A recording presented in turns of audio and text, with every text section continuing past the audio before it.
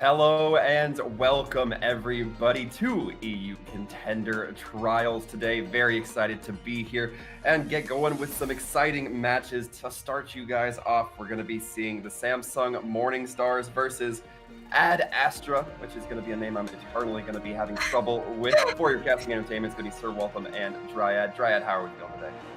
I'm very excited for these matches, and yeah, like you mentioned, they have very long names, Samsung Morning Stars and Astra for Aspera, so it's not going to be easy, but we're ready for this match. It's once again going to be really exciting. These teams, we've seen them doing a lot in Open Division, in Contenders, so we're just so excited for these rosters. They look very interesting, and the players have left us speechless and more than one time when we see them play recently. So I just want to see, I don't know who is going to be, if it's going to be a close match, if it's not going to be. As we know at Astra for Aspera, they're kind of a new team, right? If we know those players from other teams, from Noble, from Ascendance, from Roar Esports, but not really in this roster. So I'm very excited to see what they can bring to the table today.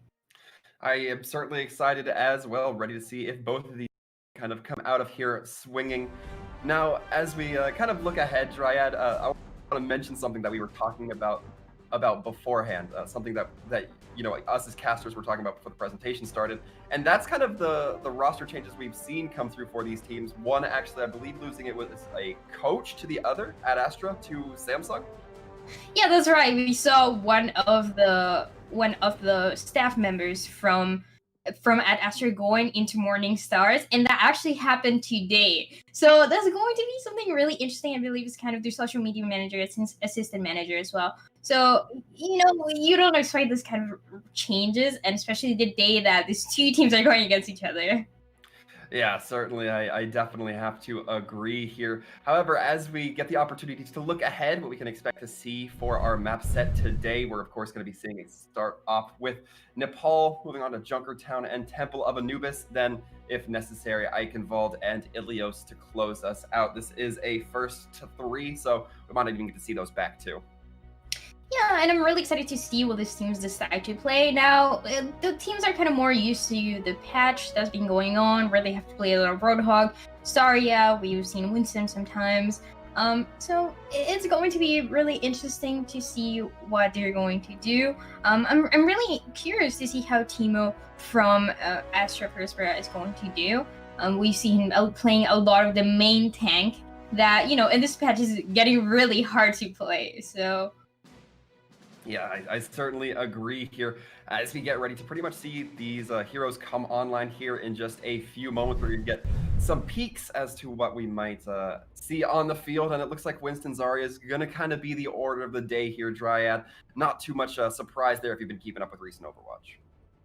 Yeah, that's right. I really like seeing that Winston Zarya a lot, especially in this map. It's going to be interesting. It's pretty much a mirror match from what we see right now. They might do some changes, and that's meta might be just to get a little bit of speed, to get to the point faster, and to try to contest it as soon as they can. But we're seeing, as of right now, a mirror match. That's going to be really interesting. Yeah, they both swap into the Tracer, and let's see who is going to start taking the advantage today. Yeah, of course, we see Eli with that Sombra going for the hack on the fake lion. No bubble side of Astra, going to be able to close the distance a little bit more aggressively. Nothing to really block that damage, block those lines of sight as aggressively. But then Timo also getting another hack, Shikari taking advantage this time around. And Astra already have good possession of the point, but kills not going in either direction just yet, meaning this fight's not lost for either side. It's finally going to be the Morning Stars breaking onto point, holding their own, and not letting that point get flipped over just yet. In fact, they're going to be getting the first kills. Mayday going to be taken down, no massive healing available for Astra with that Moira being gone. The grab does go out, a rather quick build up from Hazix, but it's not going to quite be enough as we see members falling for both sides. It's looking very good for the side of Morning Stars to take this. We see the Moira from Morning Stars getting the collision so fast at the beginning of the fight. Mayday didn't even have it. It was at 90%, so it was pretty close, but they do take the advantage. The point hasn't been taken by anyone. They're still contesting it. This is a really long fight, and it's what we've been seeing from this patch. It really is so close for being taken by the Morning. That would pop that primal rage, really trying to deal the damage and knock people around, but gets taken down by a pulse bomb from Kukabao. chasing that Lucio as well, focusing those targets aggressively, and it's finally going to be the Morning Stars getting that first point cap. Yeah, Morningstar is finally able to take it. Super important. That pulse boom that we see from Tracer is able to build it really, really fast. Actually, two that we saw in that really long fight. So they are finally able to take the advantage, but I really, really like seeing how close the fight was. Now they're really, they're prepared to contest again, and this is one of the advantages that the Wilson has right now. Yeah, and Astra going to be popping that sound barrier to get in there real aggressive from the jump. Taking it down early on, and it's only going to lead into more kills for Astra here as they continue to tear up this field. It's looking great for them. The kills coming through. Morningstar's now starting to hemorrhage those players more and more. Adnar on the Lucio getting peeled off by Sile, and now it's just a matter of time before the point flips. Oh, and the reason why that happened is because we see Akaya using Coalescence, but getting hacked by Eli. So that's really important. He's not able to use it at all. I don't think it lasted even a second, so that's going to really affect them. But 42% that we see for Morningstar, so that's going to be good into this next fight. Now we need to really see how they're going to recontest. That pulse bump from Tracer is going to be really important. Yeah, the initiation comes in the form of the grab from Hazix, but Hazix not going to quite be following up too aggressively as they get hacked. Now we're seeing Teemo try to hop onto this Sombra, goes for the melee finisher, has to clean up with a little bit of the Tesla cannon instead. Either way, it's going to be Astra continuing to hold for the time being, but again, this fight's getting really aggressive. And we come into this next fight once again with that great advantage for Astra for Aspera. They're going to be having the ultimate. They're going to be having that EMP. Chicory can also build it really fast, but once again, they're going to have the advantage as well of having the point. So they just need to do something. They need to hold it so that is not taking some ults as well coming from Morningstars. Yeah, the EMP comes in from Eli, lands on the 4 down in the fray. This means that now man advantage will be had for the side of Astra. They are looking good, but it's going to be Hazix getting equalized. We see Fake Lion trying to hold out onto point, has that Primal Rage ready to buy just a little bit more space and time if necessary. Playing around that bubble, trying to play real smart, but they can only do so much against the opposing team. So many melee kills coming in for Astra right about now. They're continuing to build up this point progress. This is only good for them here, Dryad. Yeah, Morningstar is getting those picks when the fight should have been lost from them, but point is still on the side of Astra, and there's a lot of recontesting going on, but you know, they're letting it go to 90%, so that might be the last fight for them. Yeah, and Fake Lion popping that Primal Rage ends up getting hacked towards the back end of it, doesn't have the bubble, doesn't have the jump to get away, but just when you think things might be lost here for the side of Morningstars, they bring it back, throwing in a lot of damage with that Zarya, looking to clean up off the back of the grab.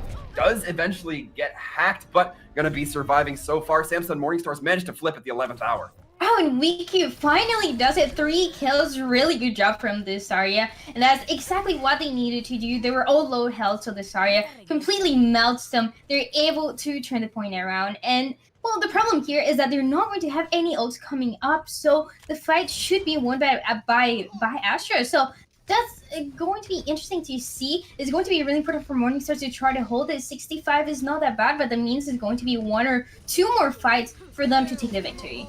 Yeah, especially if we just see them wait on that grab for Eli to build up the EMP. 99% not doesn't throw it in, just lets the grab ride all on its own. But Sile manages to make 2 off the back end either way. Chicory trying to play in the reaches, not able to quite get those hacks that they need, and because of this, it's probably going to have to be a last-minute touch coming in from the Sombra player.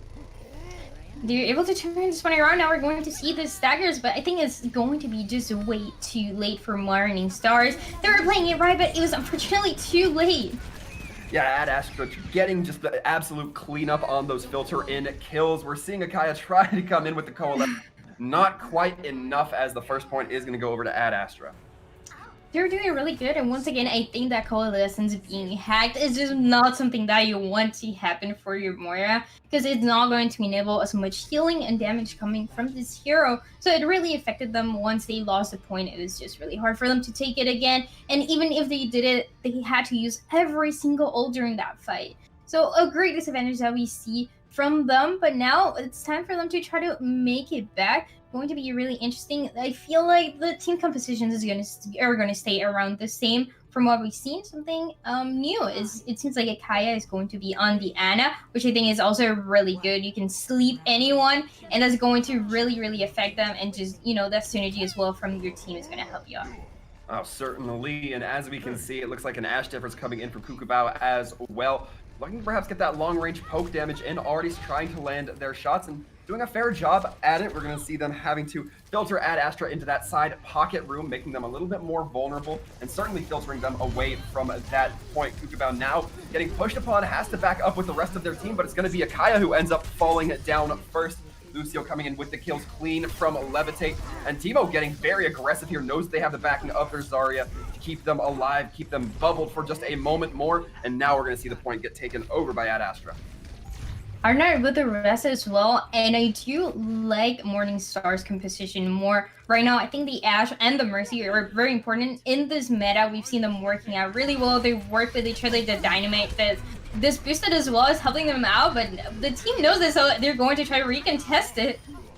Yeah, and Kukubao getting dove by that Winston, by Teemo, not quite able to be taken down. Teemo instead just getting teamed up on, not looking real great for that player, and because of that, Samsung Morningstars now have the opportunity here. They're going to get on point, but forcing the opposing team back means they get the flip. And only 27% that Ad Astra was able to get, so it's not too bad. It seems like they are going to be very even before the next fight comes up. And right now, we're seeing a great difference that Shiggy is having when it comes to that EMP that we know it's so important during this fight. It's at 70%. So the sooner is going to be able, that might be an important key for the next fight. And you know, being able to engage with this tool is just extremely important. Yeah, Eli trying to go for the hack onto the Zarya, but not quite able to find it. Able to throw in that the Graviton Surge, rather. Teemo going to be diving in deep once again, popping the Primal Rage at the back end, though. And an EMP comes in from Shikari, but it may be too late. The damage may have already been done from Teemo and company.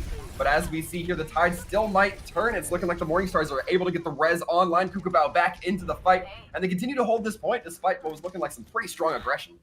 Yeah, VQ has been consistently good at getting those final blows, and you know, I think that's really important with Zarya. Sometimes it gets a little bit hard because of the energy that you have, so you need to be very careful, but you know, making those finishes is going to be really important for your team when they don't have more damage, or when, you know, they're diving Kukubao. The Zarya coming through and helping out is definitely making a difference now. Yeah, and Eli going in for the EMP, got to land it onto 4, ends up getting slept and cleaned up, but it may already be too late here for the Morningstars as they are taking quite a beating, and that beating continues to compound as VQ falls to Sile's Pulse Bomb here. And Morningstar is going to end up choosing the few members they have and just backing out.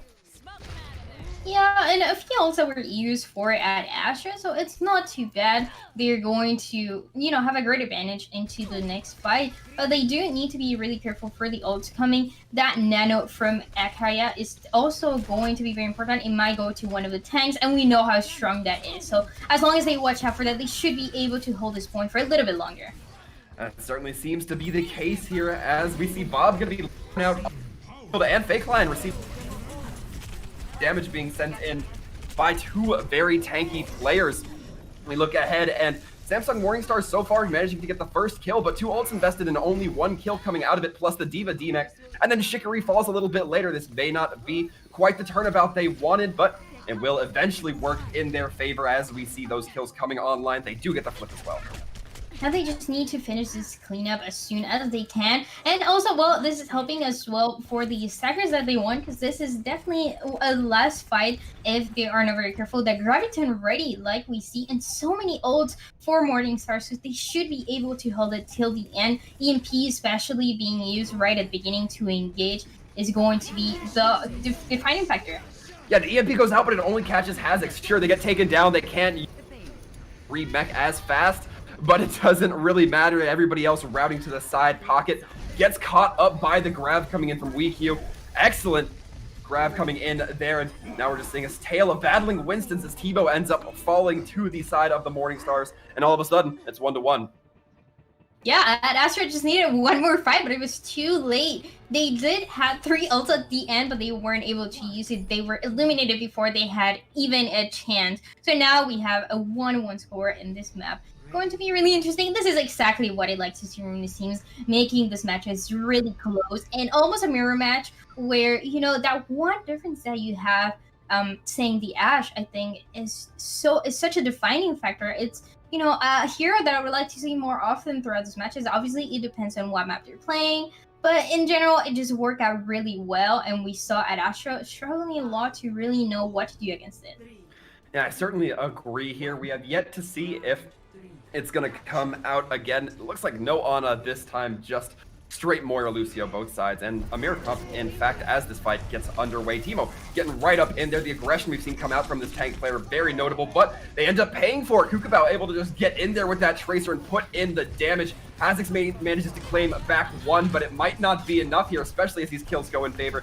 Now WeQ going to be taking the lead as they just continue to funnel damage all the way towards the spawn of Ad Astra.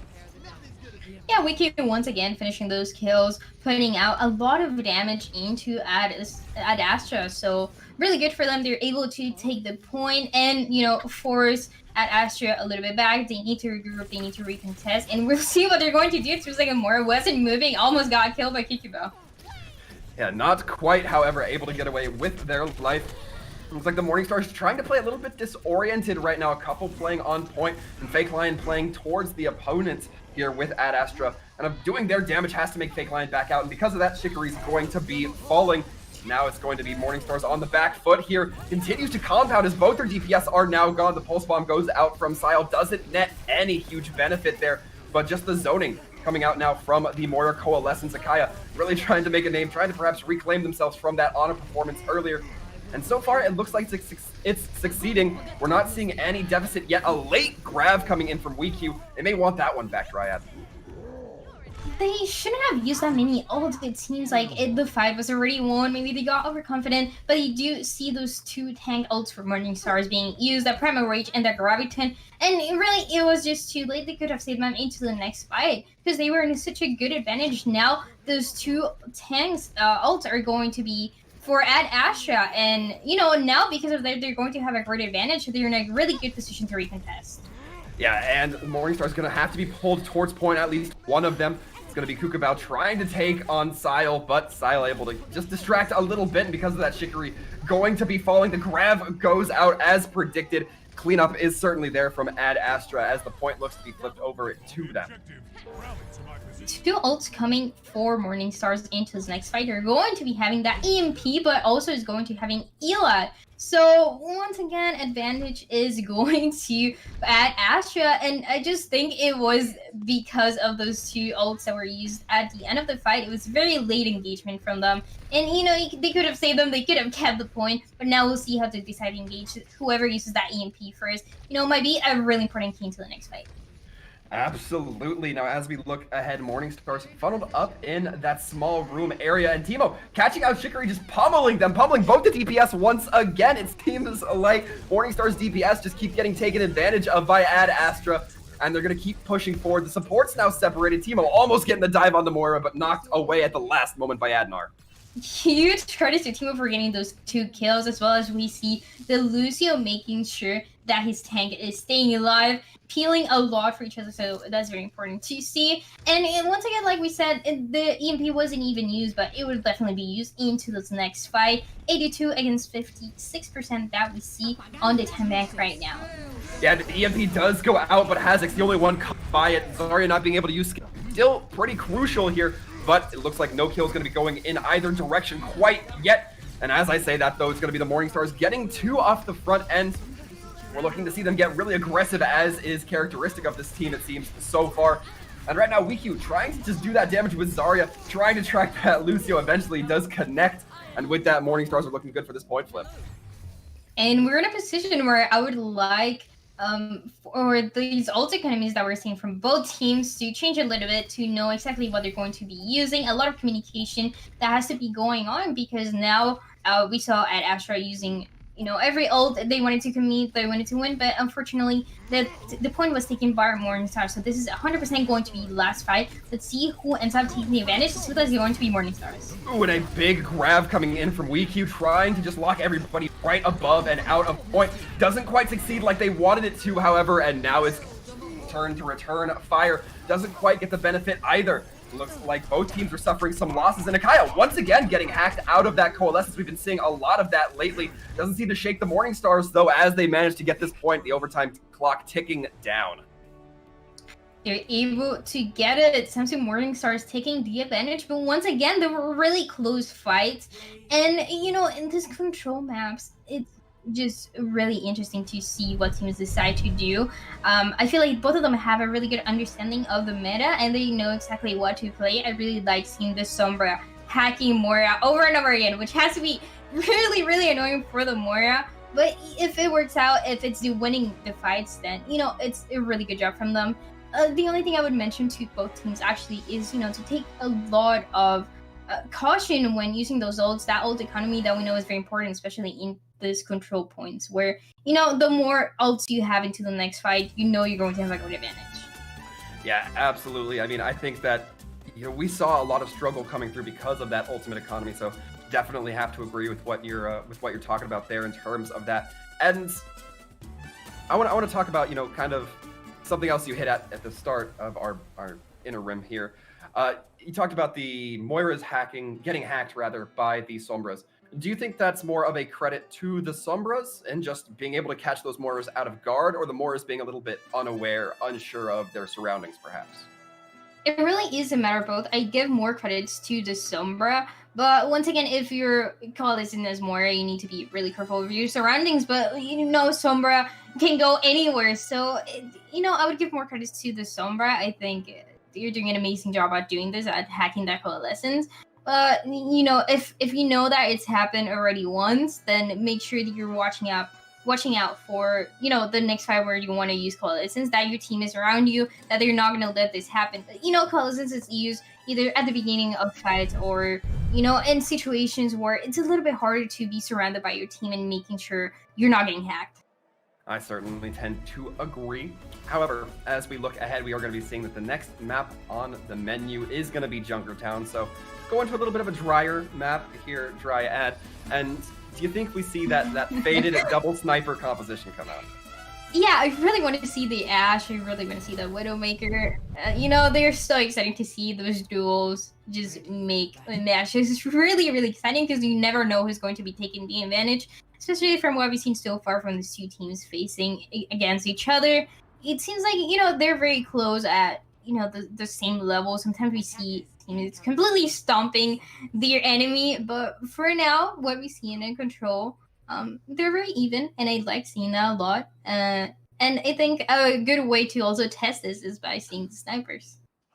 Yeah, I mean, as soon as we move kind of from those control point maps, the very King of the Hill deathmatch style to objective based, it's definitely going to show us how these teams operate on more of a wide scale, I'd say, how good they can, you know, cohese themselves to the point, to their objectives. So as we look ahead, it's going to be the Morningstars starting off on the attack here.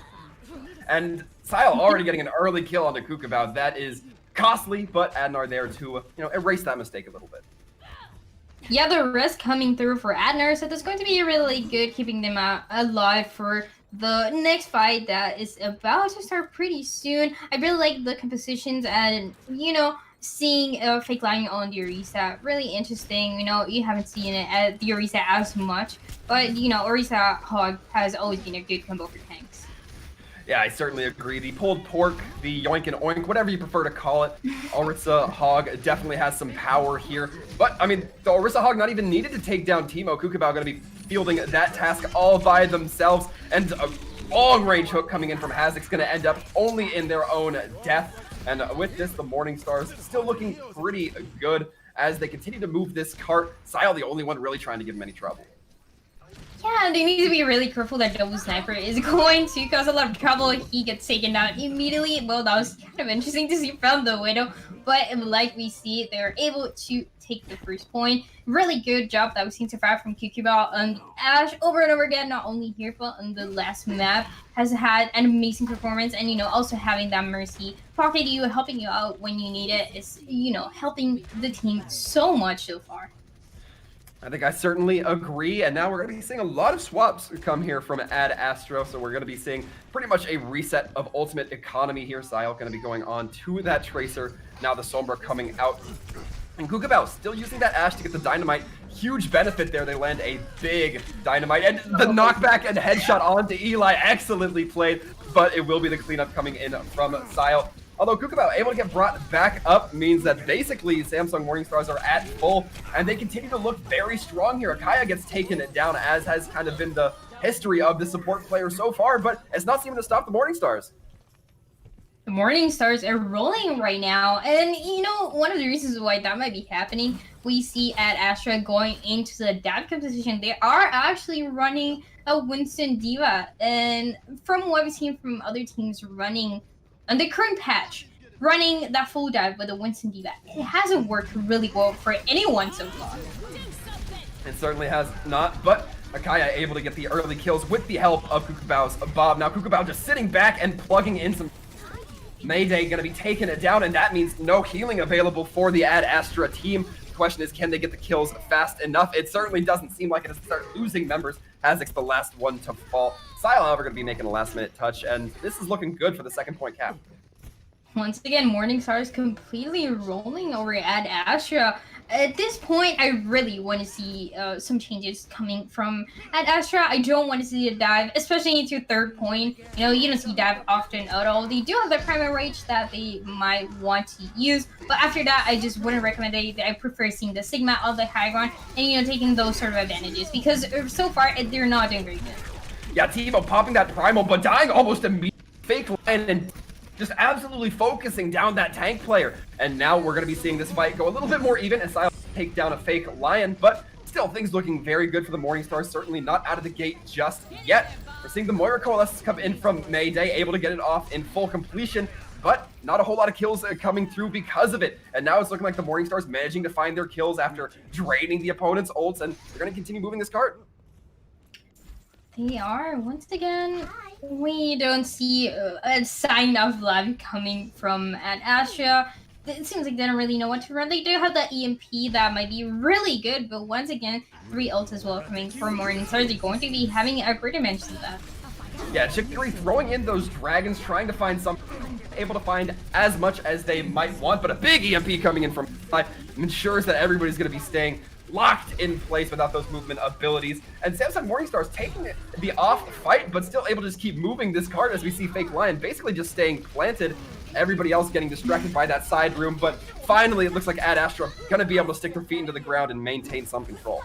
I just wanted to see that Orisa doing 1v6 against the opposite team, but obviously we can't see that happening. They have to regroup as soon as they can.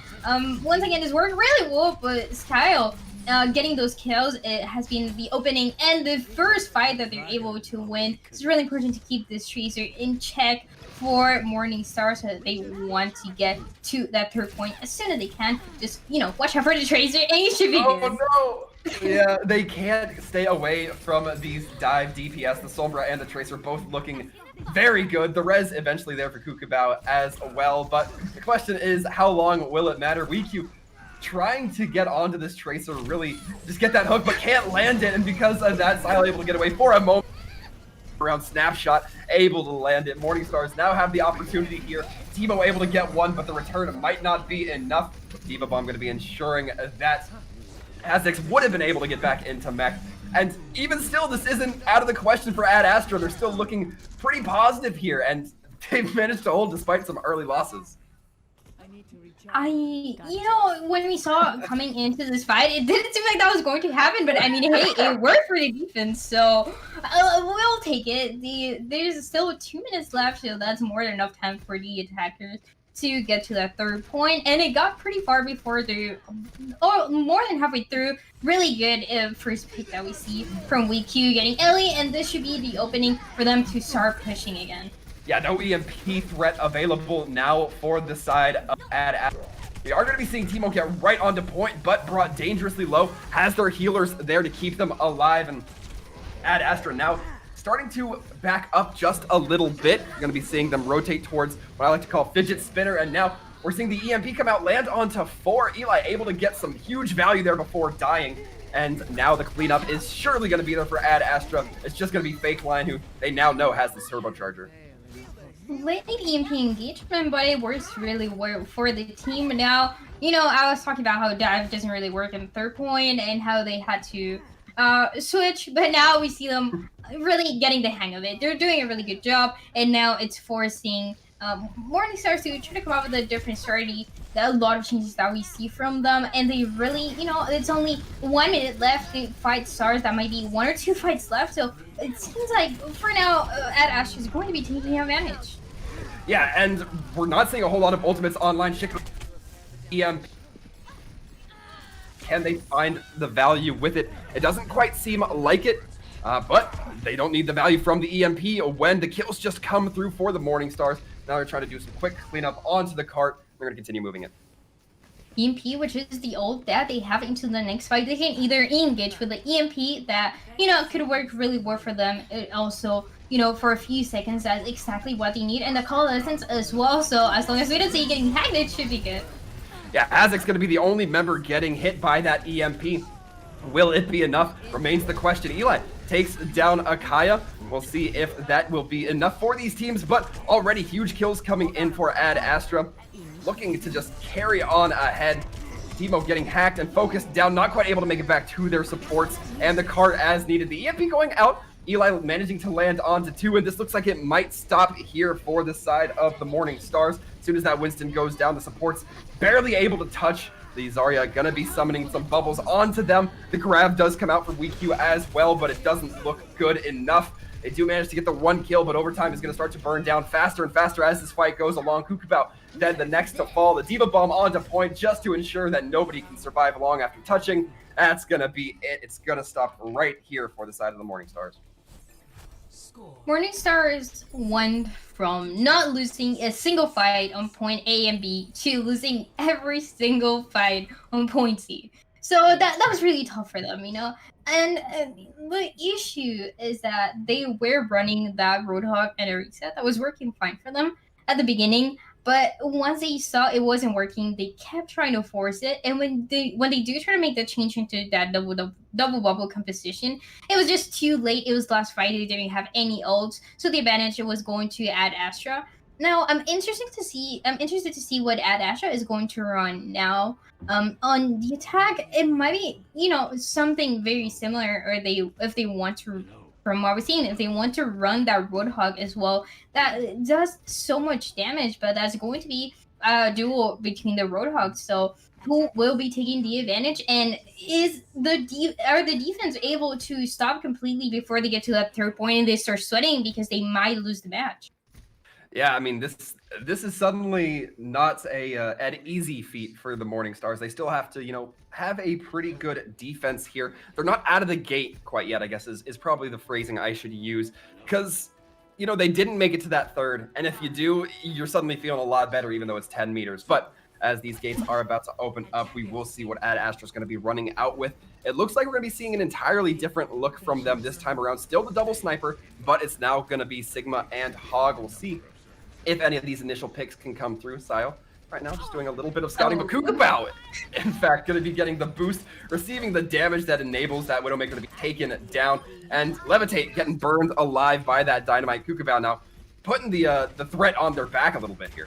And that's just the power of Ash and Mercy working together. Once again, we see getting those 2 picks at the beginning. Oh. And once again, working really good with his sniper. It's going to be really hard for them. The rest is going to be coming through. But if we see Ash once again, and those 2 snipers that we see from Morning Stars doing this over and over again, it's going to be really hard for the attackers. Yeah, very much a fan of Kukabao right now. However, still moving for Ad Astra. They're still going to be making some progress, but WeQ getting the pull onto Hazix, relocating them way out of position, unable to be helped out by their supports. This is now going to be Morning Stars getting a very aggressive advantage here in this fight, one where they're able to push up on that is. And we're seeing that Mercy and Ash in the side pocket. Samsung Morning Stars see them as well. They're trying to get caught out, or they're trying to catch them out. And it doesn't quite look like they're able to get the Mercy. She's going to run away at the last moment, despite Shikari's best efforts. And Sky seem angry. Those 2 picks on Ash as well as a Mercy, but then gets taken down really easily. Now we're going to see the rest coming through. So this should be an advantage. Taking that Mercy at the beginning is really good for him because he is able to push the point. You know you're not going to have that rest. So we'll be able to push into this first point, or almost before the defenders are able to recontest again. Yeah, and Akaya throwing out a late Immortality Field, not quite able to save their tanks' lives. It's going to mean that at Astra have quite the advantage now, especially as Samsung Morningstars are going to have to re-push Shikari on this Hanzo. May not be looking to dive right onto Cart just yet. We are going to be hearing that Bob come out and on a line. The Cart is going to make it to that first point, so either way, at Astra are going to be pretty content with this first attack. Yeah, they seem very comfortable now. They are able to take the advantage. Something really interesting that I like to see is seeing that Zenyatta playing with the Mercy. It's something that you usually don't want to see being played on the defense, but for the attackers has worked really well for other teams, and I really like seeing it working out. Now they're going to have that transcendence and for anything that they needed. So really good that they have this hero also, you know, being able to have a lot of damage. But coming into the next fight, so many ults that Morningstar have, so they should be able to get the advantage. I like to see that they're engaging with that bongo. Yeah, we are seeing that turbocharger come out from Fake Line. Kukabao able to get the damage in onto Sile.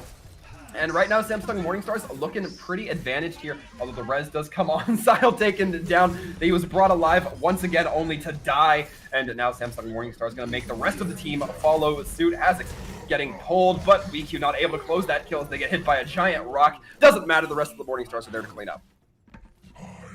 And once again, a huge advantage that Morningstar is going to have. Now they seem to have a better understanding of the ult economy, especially on this map has worked really well. Bob is available and online for the next fight. So we know how strong Bob is. It's going to be really good to recontest the point as well in case some of them are taken down. But once again, huge advantage that we're going to be having. And, you know, some interesting changes that we're seeing from Ad Astra, they decide to go into the dive composition again. They're going to see the Winston and the D.Va played out. Yeah, they're really trying to regain some of that momentum they had on their point. The question is, will Seed Levitate takes down Kukabao as that Bob out and online that is afraid of Teemo. And right now, Samsung Morningstar is able to hold this high ground, really put that pressure towards the cart without having to be directly on it. And because of that, they're going to lead up here. They're going to be looking so good for this hold on second.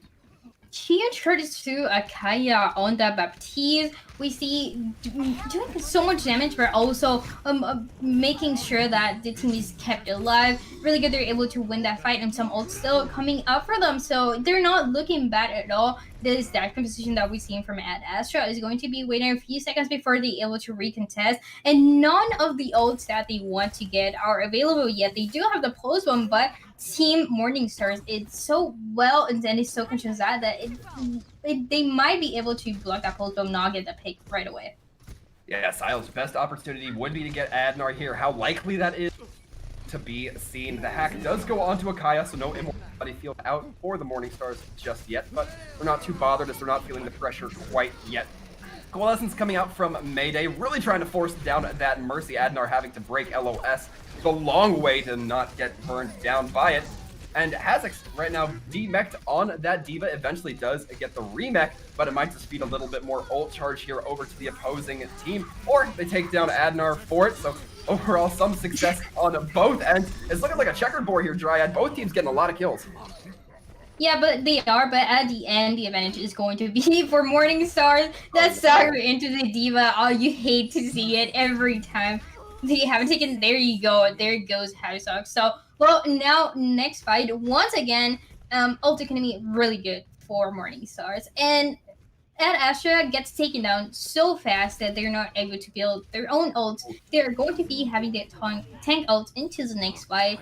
But, you know, Morningstar is in such a good position right now. They do have the high ground, and they don't want it being contested. So, you know, they are just doing so good so far that Ash from Kukabao over and over again getting so much damage, both from the dynamite and those headshots that we see coming through. Yeah, and the longer that Ad Astra stays in these small corridors, the more dynamites that we're able to through, but finally they're going to put an end to it. Hazix actually eating the dragons coming out from Shikari. An excellent play from the D.Va player. Ad Astra not quite out of this fight just yet. Teemo getting two with the Primal and the Leaf respectively. Now we're seeing them go ahead. Samsung Morningstars managed to claim one, but will it be enough? It's just going to be WeQ and the side of Fake Lion trying to hold down this point. No healers to keep them alive right now, though. Card is in overtime, and it needs to make it to the second checkpoint. It looks like it might. Yeah, it seems like they're going to be able to make it. a really good job now we see from Ad Astra on that dive. Really is the first time on the attacker side that I see them fully doing a dive. Excellent job for the D.Va, eating that dragon from hand. So we don't see that often. You're used to seeing, you know, D.Va eating the Graviton Bersaria or, you know, just anything else but the dragons. And in that really short corridor, it works really good for them. They're able to do it. And now into this next fight, they're ready to attack. They don't want more time being wasted. Yeah, Mayday gonna be getting very aggressive with this Coalescence. It pays off this time, however. And WeQ just stuck in the middle of it. A giant mosh pit is gonna ram that Roadhog into the ground. Yeah, there you go. Maybe, you know, maybe the issue here is that Ad Astra is more of a 3-point team. This is going to be the case. They're doing really good so far, and they do have that old advantage into this next fight. They're going to have having that EMP, and once again, they don't even have to make it to the 3rd point. They just have to make it a little bit before that. So, really good job we see for the defenders going into that Orisa. Roadhog trying to get some picks.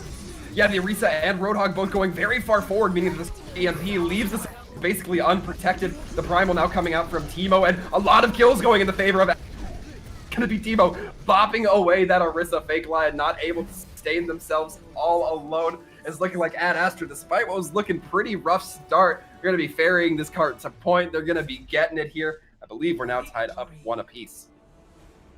Now we see, well, a really good job from the team. They're able to take the victory. I would have liked to see at the end of the fight Bob trying to contest the point like we see it often, but I believe it's just too late for Ash to do so. So, you know, it was difficult, but, you know, a good advantage that they had there. Unfortunately, yet the matches and the battles between these two teams, they're still very close.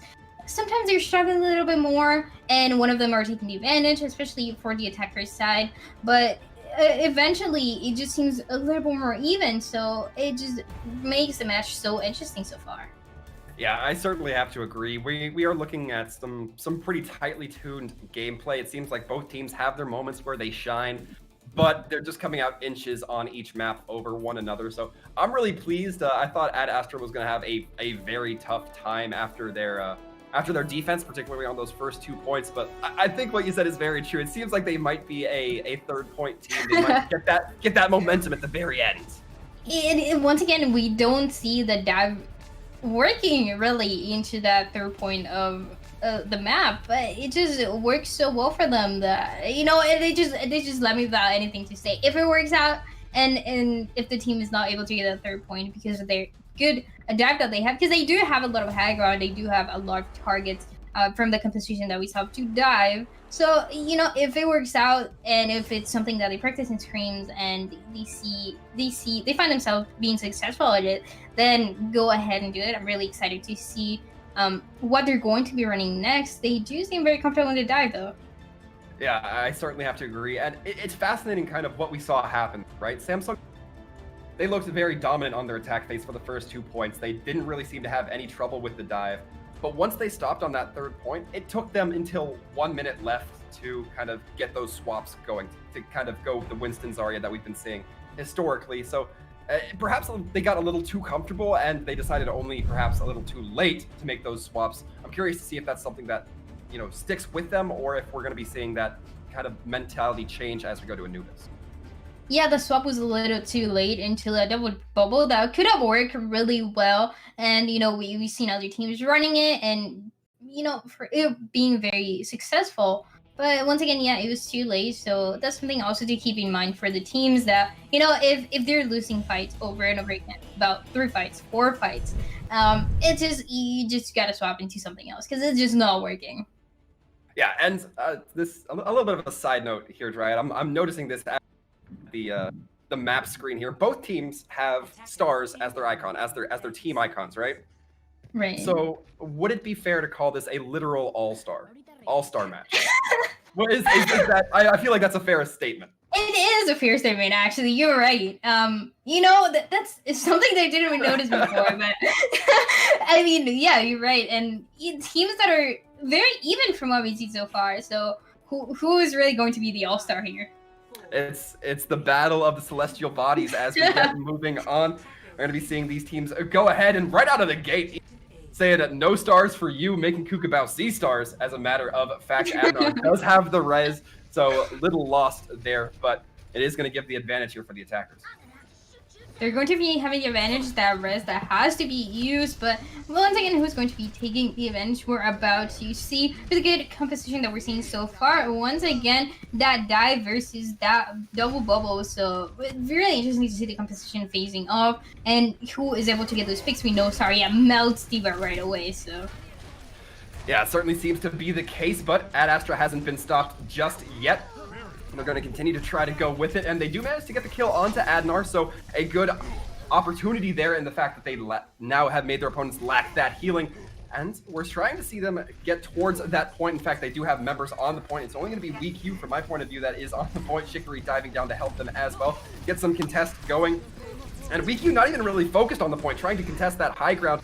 Perhaps may want to focus on the threat right in front of them, especially as their members continue to fall and fall, but it's still not over in either direction. So close to getting that last point, but at the final bell, so it looks like Samsung Morningstars might be able to clean up here, regroup themselves, and get that last, or prevent that tick from being taken.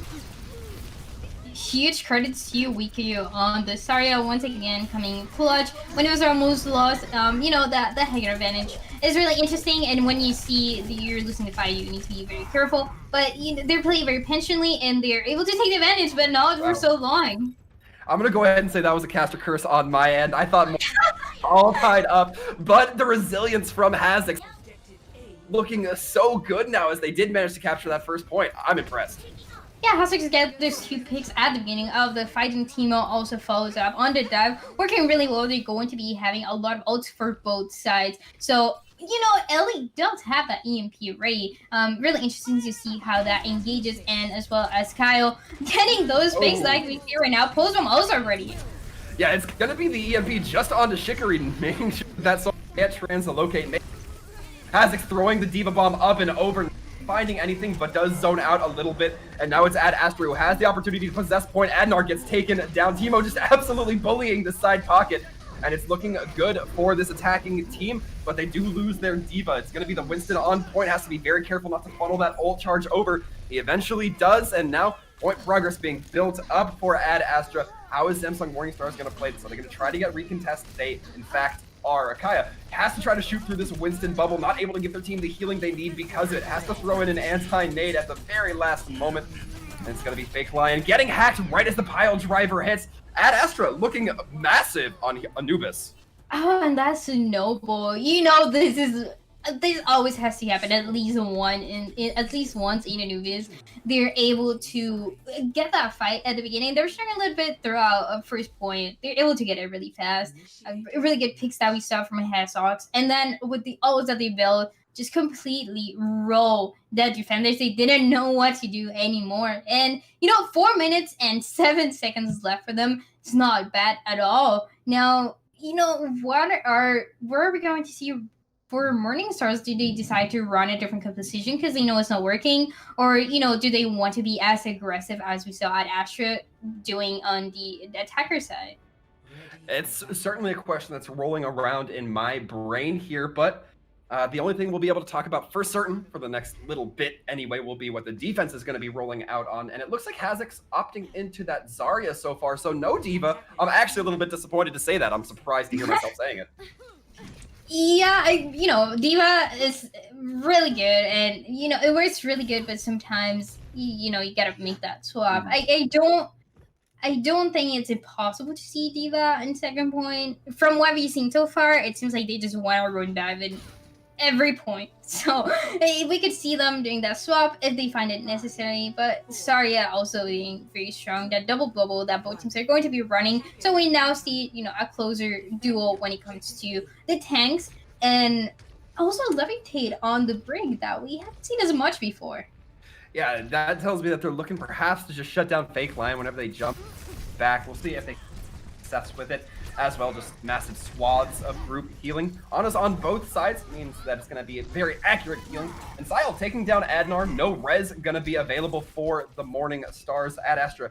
now leaning in, but it's going to be Morningstars having to take a step away. At least they would if Eli wouldn't fall. And now we're going to be seeing the dive come in once again. Morningstars trying to go in fake line. Sees that Brig walking up and has to drop back down, knowing that she won't chase him beyond that. Eventually does go back up and gets stunned out, burned down by Sile. And now things are looking good for Ad Astra as they do maintain a little bit of an advantage. Fake line playing very aggressive, and you know, it was kind of hard. He knows when he has to drop, like we see him doing right now, because it's just not working out. But so far as he's able to keep himself alive, and also where's he coming with the res is going to be really important. But you know, the defender is also doing really well. Astra doesn't want to give up just yet. They certainly do not, and right now I think Fake Line a little bit confused, not looking quite where they want to go. Teemo has that nano boost ready to just tear up the support lines if possible. Not going to be diving in, besides that perhaps be a little bit more vigilant than that. The grab goes out. It's only going to be landing onto WeQ, but WeQ now going to be taken out of the fight as Zarya. Not going to quite be able to build up that ult charge, even if they do get res, because they won't have all that juicy, tasty energy. And now this has been just some incredible stall coming out from Ad Astra, despite the fight not really being won or lost quite yet. Fake Line getting very aggressive, going to be throwing in that Primal Rage, trying to disrupt point as much as possible, but they're just getting burned down. They're taking a lot of damage. Not enough to bring them to their knees, but enough to make them have to do a little bit of a retreat and certainly surrender over a lot of ult charge. This is just one of the things about meta, that fights are extremely long. You never know who is taking the advantages, especially I think in this map. I've seen the longest fights because you know, you really don't know who's taking the advantage, and teams decide to commit into the fight until you know you just really can't anymore when you only have one or two alive and they just can't do anything more. Once again, advantage that Morningstars is going to be having into the next fight. They're going to be having the Graviton, but also is Hazard's really good initiation with the rally, but you know they're gonna wait for it. They're not going to be engaging Morningstars. No, they have to wait for it because that's just something that they're not going to be able to worry about until the next fight. Yeah, Eli walking right into Shikari as they pop that EMP, getting of the team down. The nano boost does go on to Teemo. He gets stuck in a grab, so it might just be enough to the body block trying to come in from WeQ, but Teemo has the opportunity to leap back, does make it out successfully. And Samsung Morningstars, they get a kill, but will it be enough? They have that Sombra walking back for the defense. And now we're seeing Ad Astra back up into point, but Sile's going to be dropping now. It's going to be slowly rotating out these DPS characters, but the Space Jam combo trying to come in. Eli taking down WeQ with that Meteor Strike, and so far it's looking like a recovery from Ad Astra. They are making the comeback, and it's working really well. The Doomfist is also, you know, another hero that we haven't seen before, and getting those picks, getting those healers that are not able to protect themselves for a few seconds, so Doomfist takes full advantage of that. You know, that rally, that was, you know, not the best rally, but the team, they are forced to you know, play a little bit more defensive, and with that little high ground that they have will also benefiting them so much. Primal Rage as well coming, but Doomfist getting those picks at the beginning also helping so much for the team. They don't have much time left, 15 seconds for Morningstars to get to the first point. Yeah, and now they're going to have to start getting a little bit hasty here unless they have that in the touch. Looks like they just might. Bob's going to be coming out right onto that mid-ground area, onto the little pavilion to put down the consistent damage. Fake Line popping the Primal just to get the point, but Eli and company absolutely tearing apart the opposition. And sure, they'll let Fake Line get the one tick, but they're going to have everybody else coming back onto him as just the lone Winston. Not going to be able to recontest. It's going to be Eli trying to chase. Not going to quite be finding it, however, and Fake Line has survived on this point for a while, but it doesn't seem like it's going to quite be enough. The grab does go out from WeQ, but it doesn't look like WeQ and company are able to deal the damage. That Tracer not going to be enough, and with that now, it's going to be Ad Astra taking the win here on Anubis. And, you know, Kikubao, just hear me out. Throw Bob into point so that is being contested. You know, I don't know if that was meant to be that way. We weren't looking at him when he threw Bob into that high ground, but it wasn't doing much there, right? And you want to throw it into point when you don't have much time left. I don't know if that was an accident or, you know, there was a plan going behind it, but it could have worked a little bit better. They did have that Winston to also touch, but we know it was just too late for them. Their rotation really didn't work for them at all. So they're going to be a little bit more worried into the next map because you know, getting full health on Anubis is just not good at all. Yeah, it's a rough spot to be in if you're the Morningstars, and each time, Dryad, it feels like I have kind of the dynamic of this game figured out, once I have it locked down, they just change it up on me, right? It feels like these teams are very fluid in their plays against one another, where sometimes they'll be really good or sometimes they'll be a little less good. And right now, Ad Astra certainly seems to be coming up on top, at least if you're looking at the score line, 2-1 over the side of the Morning Stars. So I think they're feeling pretty comfortable as we might head into this next map, Eichenwald. Yeah, 2-1 at Astra doing pretty good. Like we've seen and like we mentioned before, this is it's a new team. It's been going on for what, like 15 days. So they've been doing really good so far. Really, they have players that have had an amazing performance, not only before in other teams, like we mentioned, but also like they're doing right now. And like what we were talking about, how teams were so close on the control map, well, like we saw in Nepal, it seems like it's less and less close as we are approaching now Eichenwald. So really, is Morningstars able to make a comeback now, or is it just too late for them? I mean, if you're a positive thinker, like I certainly try to be, you got to say nothing's impossible, right? You can come back from a 2-1. That's certainly not out of the question just yet. But I think with the dominance that we saw Ad Astra come out with on Anubis, that's certainly going to be a feat to recover, at least mentally, for the side of the Morning Stars. Yeah, because it wasn't even close, right? They couldn't win a single fight. There was one that was looking really, really close, and we saw kills coming from one side for the other side. But once again, Ad Astra taking the advantage and playing that high ground and playing everything really well. They knew when to do rotations, and they knew when to play more aggressive because they knew Morning Stars was going to wait. And then that would just take time off of them. So, it was played really well. I did like seeing a lot of the ult economy coming through for them. But now, as we're playing in Eichenwald, again, are Morning Stars able to make that comeback? Are they going to swap a few compositions that we haven't seen before? Or do they want to keep the same and see if they can actually take the advantage into the map? Well, that remains to be seen, but Ad Astra going to be running the Winston area once again, as in fact it's going to be looking like a mirror match from both sides. Ad Astra trying to just get some space here, scout out a little bit, see where their optimal positioning might be. Both Sombras trying to get some early hacks, but neither one really able to take it. Somebody's already on point. It's very close. Sile, I believe, trying to build up that ult percentage. So close to getting that first take basically for free. Cuckoo Bao gets taken down, and Ad Astra just seems to be boa constricting their way around this opposing team of Samsung Morning Stars. And so far, they're finding some pretty good value with it. They're trying to play around one another. They're managing to get the picks off the few people who do rotate around. And now the entire team's wiped, and they're pretty much successful in getting that first.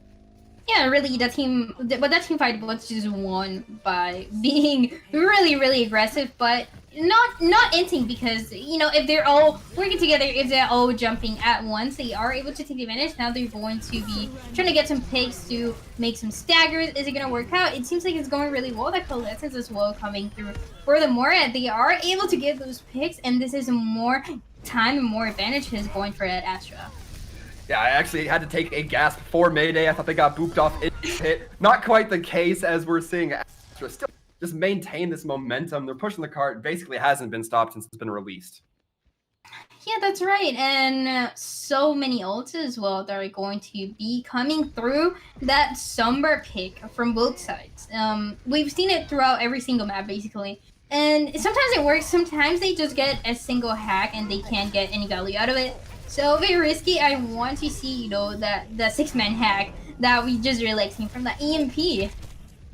Yeah, absolutely. And Chicory taken it down early on into this fight, not going to be able to build up that EMP. Weak having to throw out that grab early on, but it's going to be Eli who responds with an EMP of their own. Fake line going up. Triple kill on the Primal. That's going to help sure it up here for the Morning Stars. Triple kill, Primal Rage, not bad at all. Really good job that we've seen them so far. They're able to hold the defense pretty well. Morning Stars making that comeback. They are ready to do it.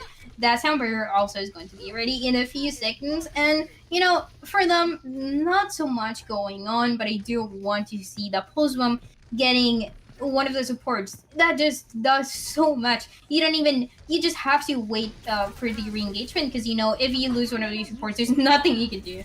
Oh, and a big EMP coming out from Chicory, but Eli manages to take them down before they can get out and away. 4 members hacked for the side of Ad Astra, but they don't seem too bothered by that, particularly Hazix, as they continue to burn down the opposing team with that high charge Zarya. And now it's just a few moments of brief stagger coming in from the Morning Stars, and then this card's going to get moving.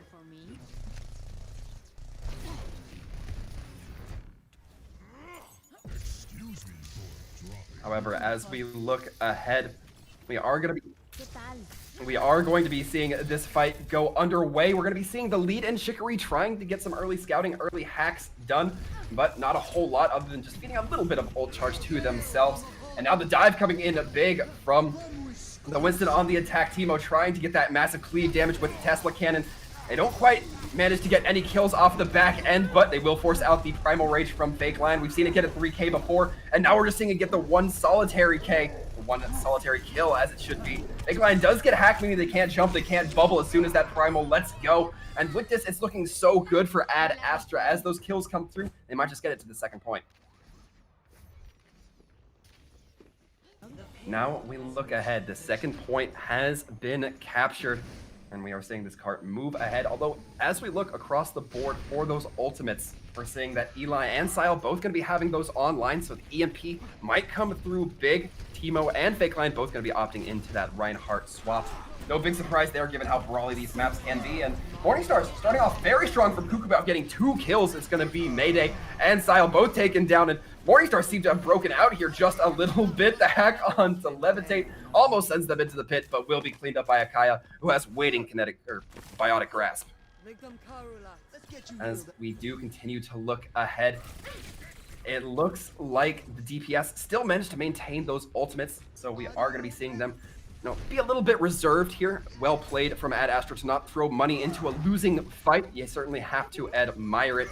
Now, as we look ahead, this fight just going underway, and a big EMP coming in. Eli committing into that. It's the return EMP from Chicory, but it only manages to get 2. However, doesn't stop the Morningstars from getting their kills. A long-range stick coming in from Sile onto WeQ. That Zarya not going to be able to do much after they throw out their grab, and it's looking a little bit even on both sides, but Ad Astra continue to lose their members. Samsung Morningstars now looking great for this hold once again. They even managed to get a couple of ults out, and all of a sudden, a very late pulse bomb coming in from Kukubao that doesn't result in much, but the stagger kills onto Teemo mean that this team fight is pretty much should be over for the side of Ad Astra.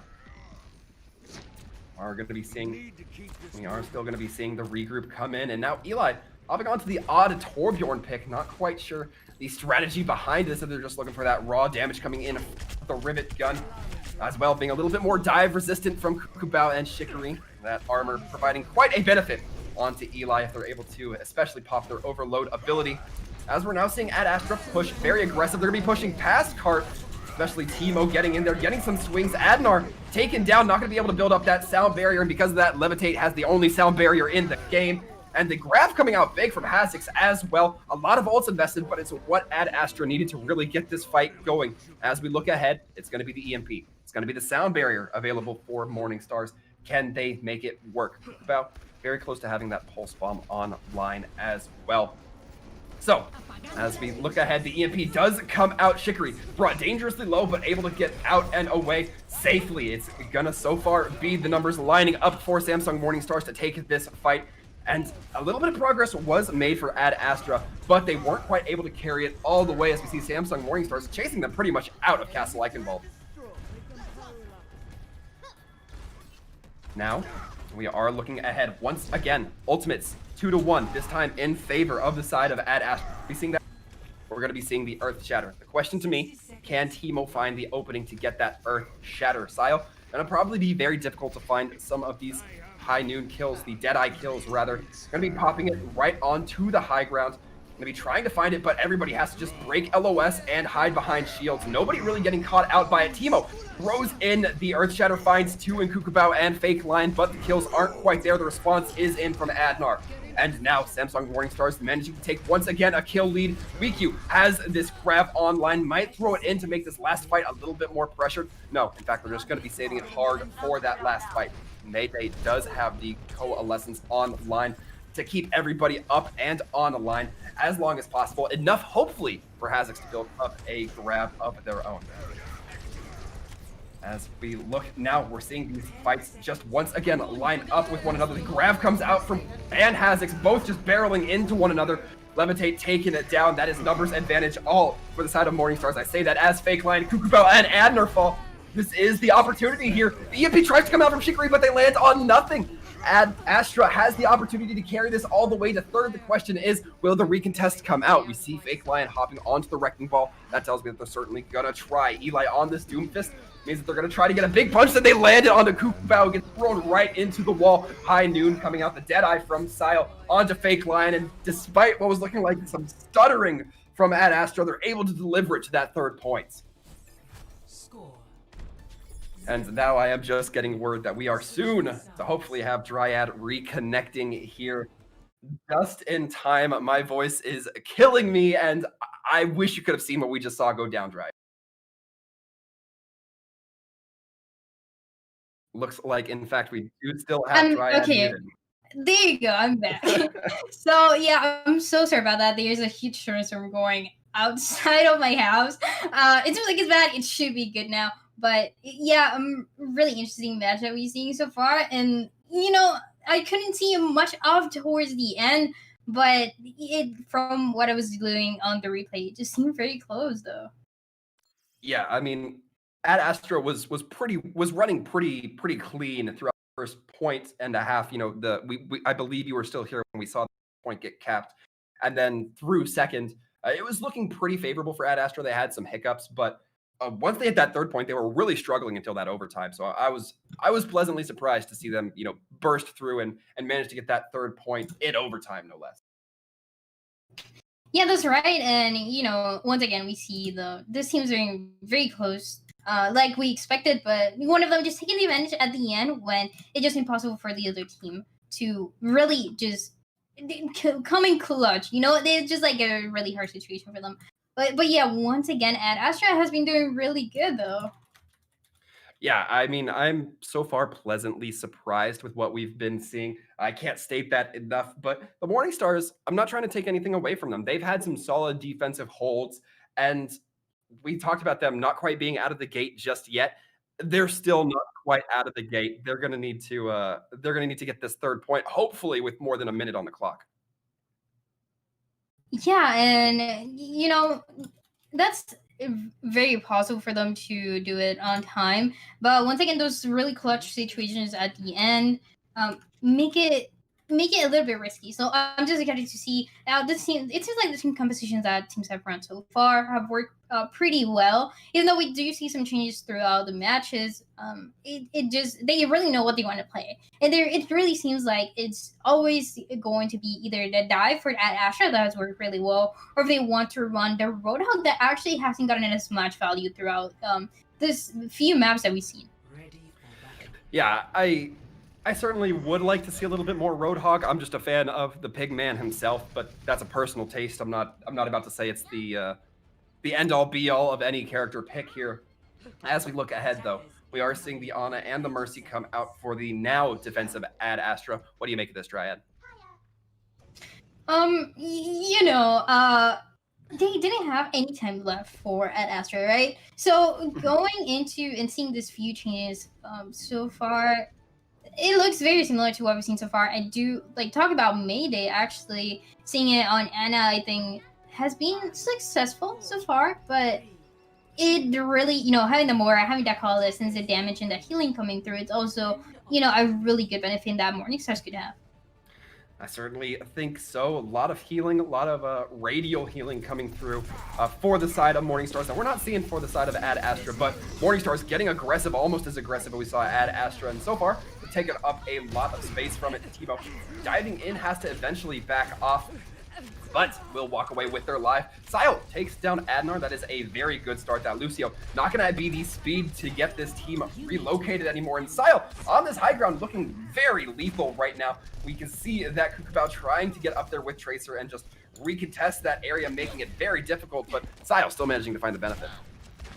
Skyle now is just, making that comeback on Ash, and I think that's also really good. We see Kukubo before having an amazing performance on Ash, but now having the roles being swapped from both teams. It's going to be really interesting. Skyle has gotten picked over and over again. That Bob ready, and ready to recontest, like already able to, create the damage and get a few picks with it. But no, he gets taken down so fast that, he has no chance. Yeah, Skyle does receive the nano boost a little bit late before anybody was really within a line of sight, and that just gives Samsung Morningstars the opportunity to, calmly recollect themselves, not peek those sight lines, and they've even managed to get 2 ticks off the first point so far because of it. They're getting the kills to follow up as well, and they managed to take it without even really killing the entirety of Ad Astra, which they're sure to do after they capture the point. This is very similar to what we saw Astra doing on attack. They're able to take the point fairly quickly, and after that, they're able to push it, about halfway through point B, but they were struggling a little bit more. So, it's really interesting to see if Morningstars is able to hold that defense or not. The recontest is going to be happening on the high ground, that contestation ready, and also the Valkyrie being used as well. Yeah, we're going to be seeing Levitate bring out that Valkyrie. I believe it was in response to Kukubao trying to throw out that Pulse Mine. The EMP goes out from Shikari, only lands onto Teemo, who does have that Primal Rage online. They're being kept alive by threads here. Sile throws out Bob once again, this time finding a little bit more benefit. The sound barrier goes out, and Adnar are able to keep 3 members alive because of it. Teemo, not one of those, as the Coalescence does burn them down. Sile trying their best to contest with Fake Lion on this Winston, but it's not enough as the reload comes in at the most inopportune time. And huge credits to Akaya getting those 2 kills with the Coalescence. It opens up more room for his team to get value out of it, and they're just able to take down everyone else from Ad Astra. So the attack is looking pretty good right now. They do have that grab coming into the next fight. Just make sure that the D.Va is not going to eat it before, but it should work really well for them as well. Yeah, and it's going to be weak. Throwing out that Zarya grab. Does manage to find 2 that end up getting cleaned up by the Pulse Bomb from Kukubao, and pretty much the DPS line in general just doing some solid cleanup. That means the card's going to gently make its way to that second point unless the last minute contestants can come through. Yeah, we talked about, the D.Va eating the grab. She was right there, but looking away, and that was, the only thing they needed. The DM was ready, but unfortunately was not able to get it. Now just a few staggers. They're trying to hold the point for a little bit longer, but it seems like it's going to be too late for Ad Astra. They're completely rolling this point B as well, so really good performance that we've seen from them so far. Ult Economy also looking really good, and they also should have a really good position to get to point C fairly quickly. Yeah, the Morningstars need to do this in under 3 minutes, basically, to get a decisive win, or at least a minimum draw here. Any time beyond that, if they complete, will only result in a second opportunity, basically, for both sides. And Kukubao right now really trying to throw that damage into Eli and company, not quite able to find it, but Weak does take down their counterpart in Hazix, meaning that now this fight opened up, no tank line available for the side of Ad Astra. And at this point, I think it's wise Ad Astra just try to get back into spawn, regroup, and make one last contest instead of filtering out your deaths. Yeah, and you either die all at once, or you just don't want this to happen. We saw the Moira falling at last, so you're not going to have those heals for a few extra seconds. That might be really, really detrimental, as well as that grab being used. Everything used against a team, they're not going to let them out of spawn. Yeah, the Grav EMP coming out into the face of Ad Astra means that a lot of them are going to be cleaned up. The tank line as well, Teemo and Hazix not able to provide that cover. And the Moira Mayday at last second able to touch, gives enough time for the Wrecking Ball to come in, but gets pinned away, I believe. No, it's just going to be the pin trying to come in from Teemo. Eventually the tanks get cleaned up, and the sound barrier from Adnar just to ensure that this fight gets won as quickly as possible. The aggression coming in, and the Fake Line trying to bat everybody away, but it just seems like Ad Astra trying their best to stay on point, not going to succeed, as in just under 3 minutes for the side of the Morningstars. Teemo would just charge pretty much into the back line, but you just wanted to recontest the point before it was taken. So I don't know what just happened there. And once again, we saw them coming out of spawn, trying to recontest one by one. We saw like our lessons coming through. We saw, them just trying to stay alive, trying to hold it for a little bit long. But the difference is still huge. They have 2 minutes 50 seconds for Morning Stars into this third round to get as far as they can, so that's really good. And from what we saw, the aggression that they have and how comfortable they seem on this map, they really should be taking the advantage. I really like the competition they were running. I was a little bit hesitant about Kukiball on the Tracer because I thought he was having an amazing performance on Ash.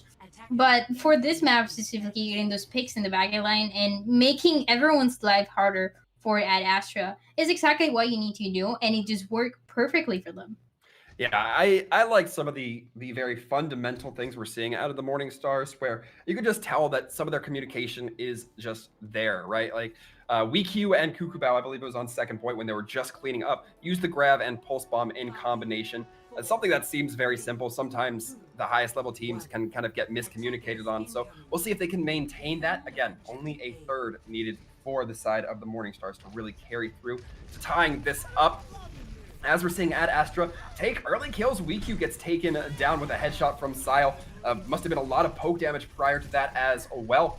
And now we're seeing at Astra continue this fight. They're content to take it at a man advantage. And Kukubao getting taken down by Sile. This Ashe is a threat. They should have learned that the first time aside from Morning Stars. Yeah, Skyle having a really, really good performance in Ashe as well, and having the support from Mercy as well as Anna keeping you alive has been really good so far. But, they're struggling a little bit more on defense. Are they able to hold it for long? It seems like, the dive composition or the double bubble that we're going to be seeing for the attackers is going to be taking the advantage. Yeah, and a little too much focus there on to Sile. Teemo kind of stuck out in front. No healers there to really support them. And because of that, they're going to be falling. That might have been the brick that starts the entire building crumbling. As we can see now, somebody needs to maintain point, and it's going to be Bob at Astra throwing in the giant Omnic to try to make claims of the point. Although the kills are coming in their favor now, so this might be the opportunity to turn them down, turn things around. Chicory, as we can see, the translocator getting destroyed, enables the cleanup from Sile to come through. And with this, amazingly, Ad Astra have maintained. Sile getting a nice double kill on the Dynamite as well.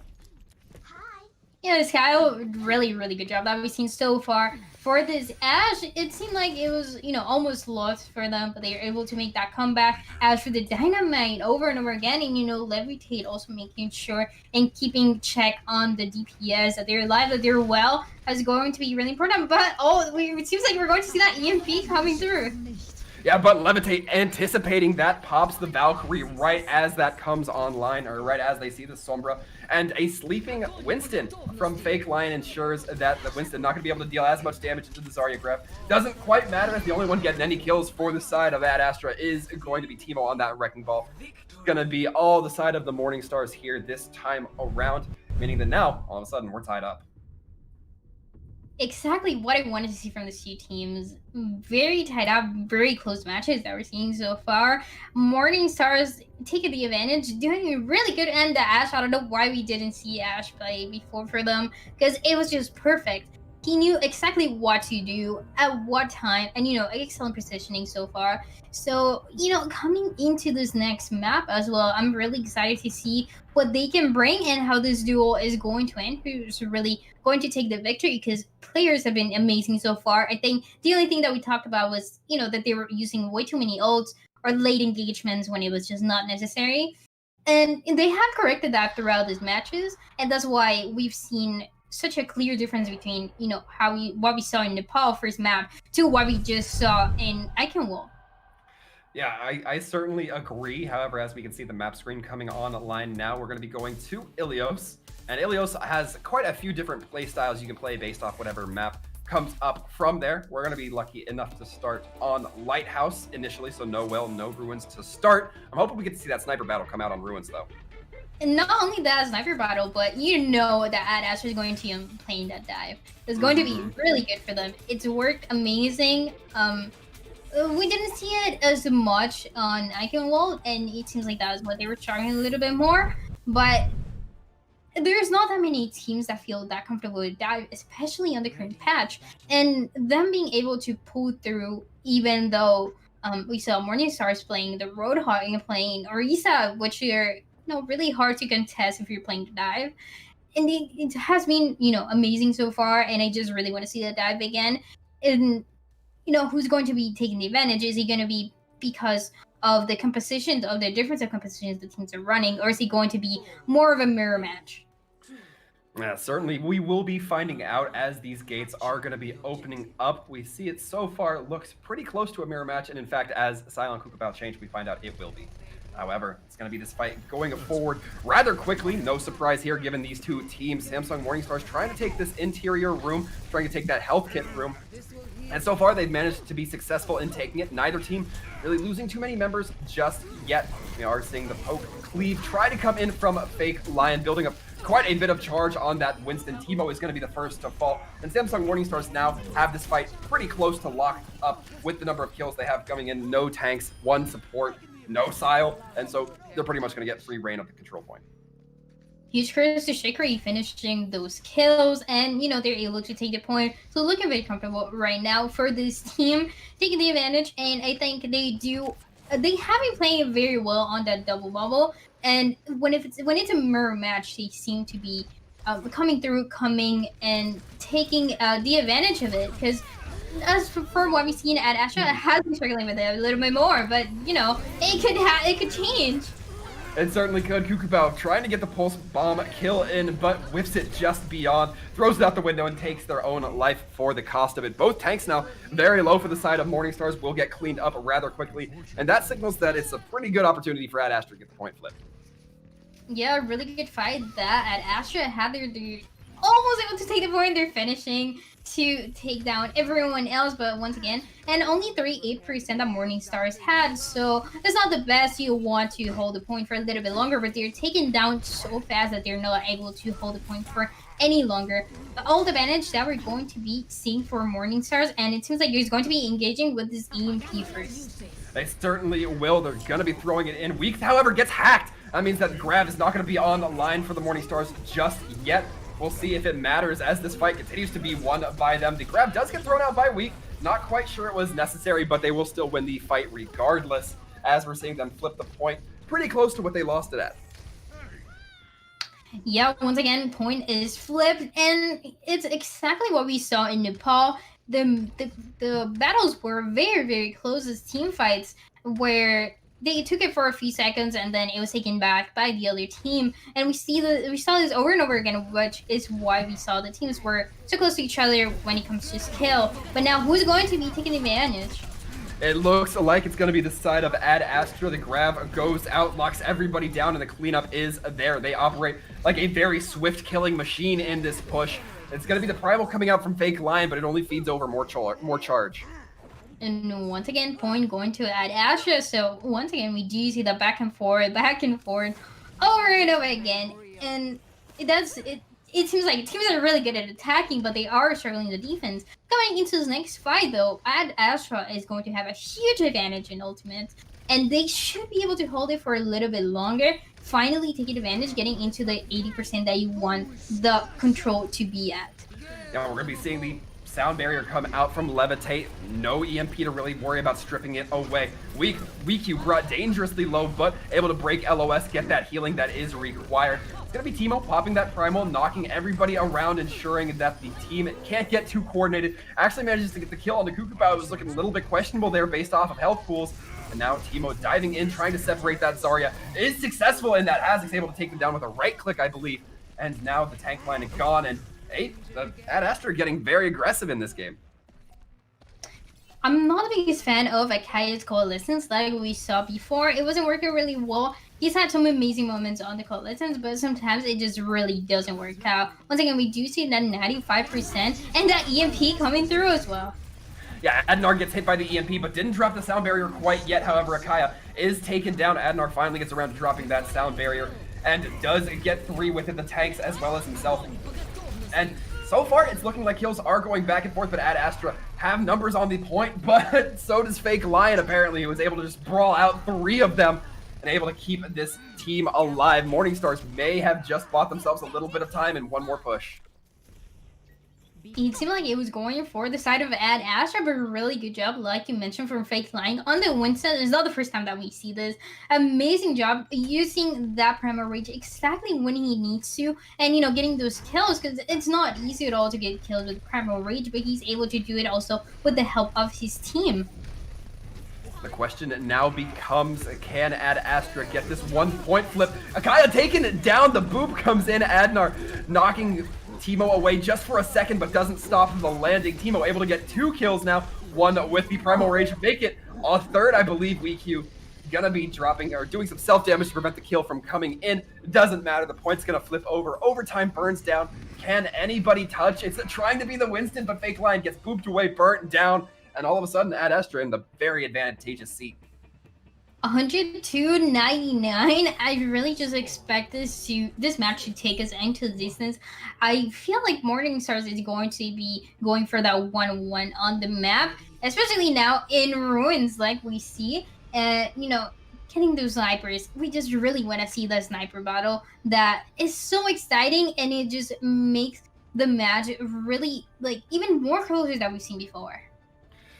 Yeah, I'm really excited. We're talking about that Ruins map as we look ahead, and this is where Ad Astra can just wrap it up in a nice, neat little bow. I know we were talking about going the distance, but if we're seeing them play how they've been playing, I think it could end here and now. We're seeing Hazix on the Roadhog, which I'm not against. I just wish we saw the dive. Yeah, we really wanted to see the dive, especially, you know, coming into this map, but they have a different strat. They're going to be playing their Wrecking Ball as well as the Roadhog, and I haven't seen much of it before, but you know, this might be the last weapon that they're going to be using, taking that victory. Are they able to get it? Playing really slow coming into this fight, and point hasn't been unlocked. It just did, so kills are about to start coming through. Yeah, and some big clicks coming in from Hazix, able to get the damage on the Fake Line that Eli quickly follows up on. So again, good communication coming in from this team. It's looking great for Ad Astra so far. They managed to get the kills. Hazix feeding over a little bit of the Roadhog ult charge, but it's going to be all in favor of getting some kills going here. Just that one lone Lucio might be able to actually hold this point, and Samsung Morningstars have actually recouped some of their losses here. They're now getting the point, flipping it over to them. Sile already has that infra sight online, goes for the Moira, really putting the pressure onto Akaya to not peek those angles too aggressively, but this is so far only progress for the Morningstars. They're really playing outside of that line of sight of Sile. As we can see, Hazix does get the kill onto Fake Line, so no more Winston to be the brunt of that damage. Teemo searches out for that Sombra EMP, or the Translocator, while Kukabao gets a double with that Pulse Bomb. Excellently played there. You have to think that this is where Ad Astra stop, regroup, and recollect themselves. Kukabao getting those 2 kills when no one else was looking, no one expected it, but they are able to take a point 30% for Morningstar, so they're looking pretty well. WeQ once again finishing those kills, very important that we've seen throughout the match.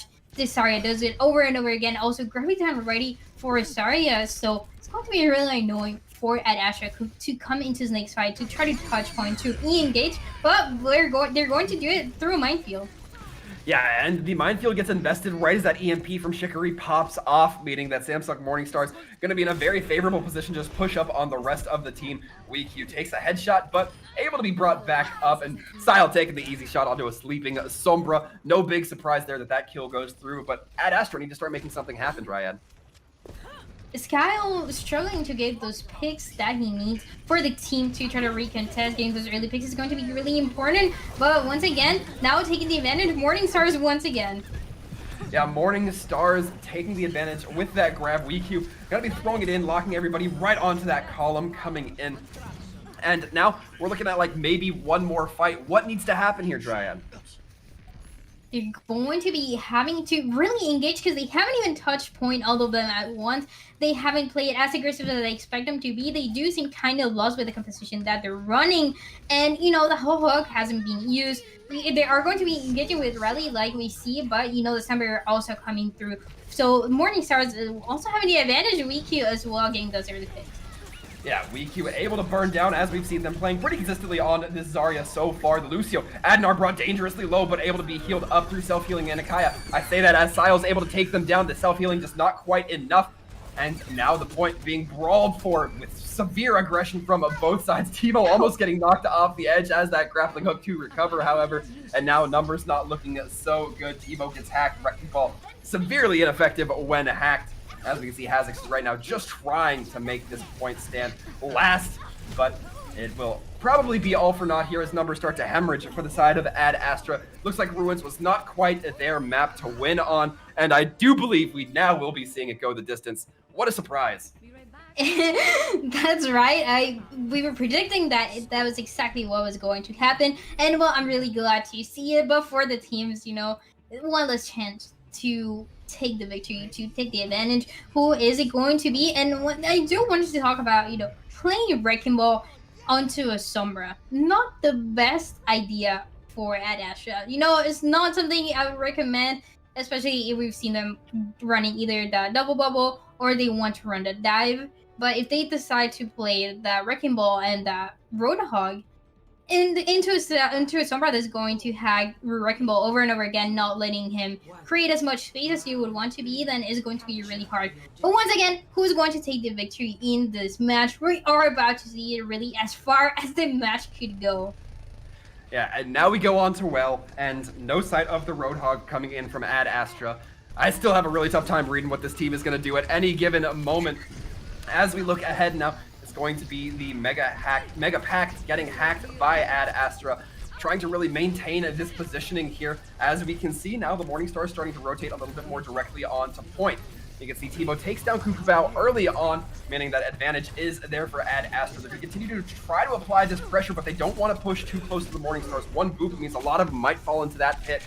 Now things have been equaled out a little bit as Samsung Morningstars take down Hazix, but so does Fake Lion fall. And now Ad Astra still looking good for this fight, but they're still playing at a distance. They're not getting as in the face as they need to win this fight just yet. We're going to be seeing the Coalescence come in from Mayday to really burn down and keep everybody alive. And they've managed to do it. Ad Astra on the point, or on the track to getting this point flipped. Really, really good Coalescence for Mayday. He's able to get it so fast. In the meantime, Akaya is still trying to get his own. So that takes advantage, keeping his team alive with the Coalescence is really important. And, you know, now 13% for Ad Astra. You don't want this to happen. You want to take control of the point as soon as you can, but Morningstars is able to do so in just a few seconds. Kukubao does have the pulse bomb, so getting it on the Lucio maybe could be really good, but we know how hard it is to get Lucio.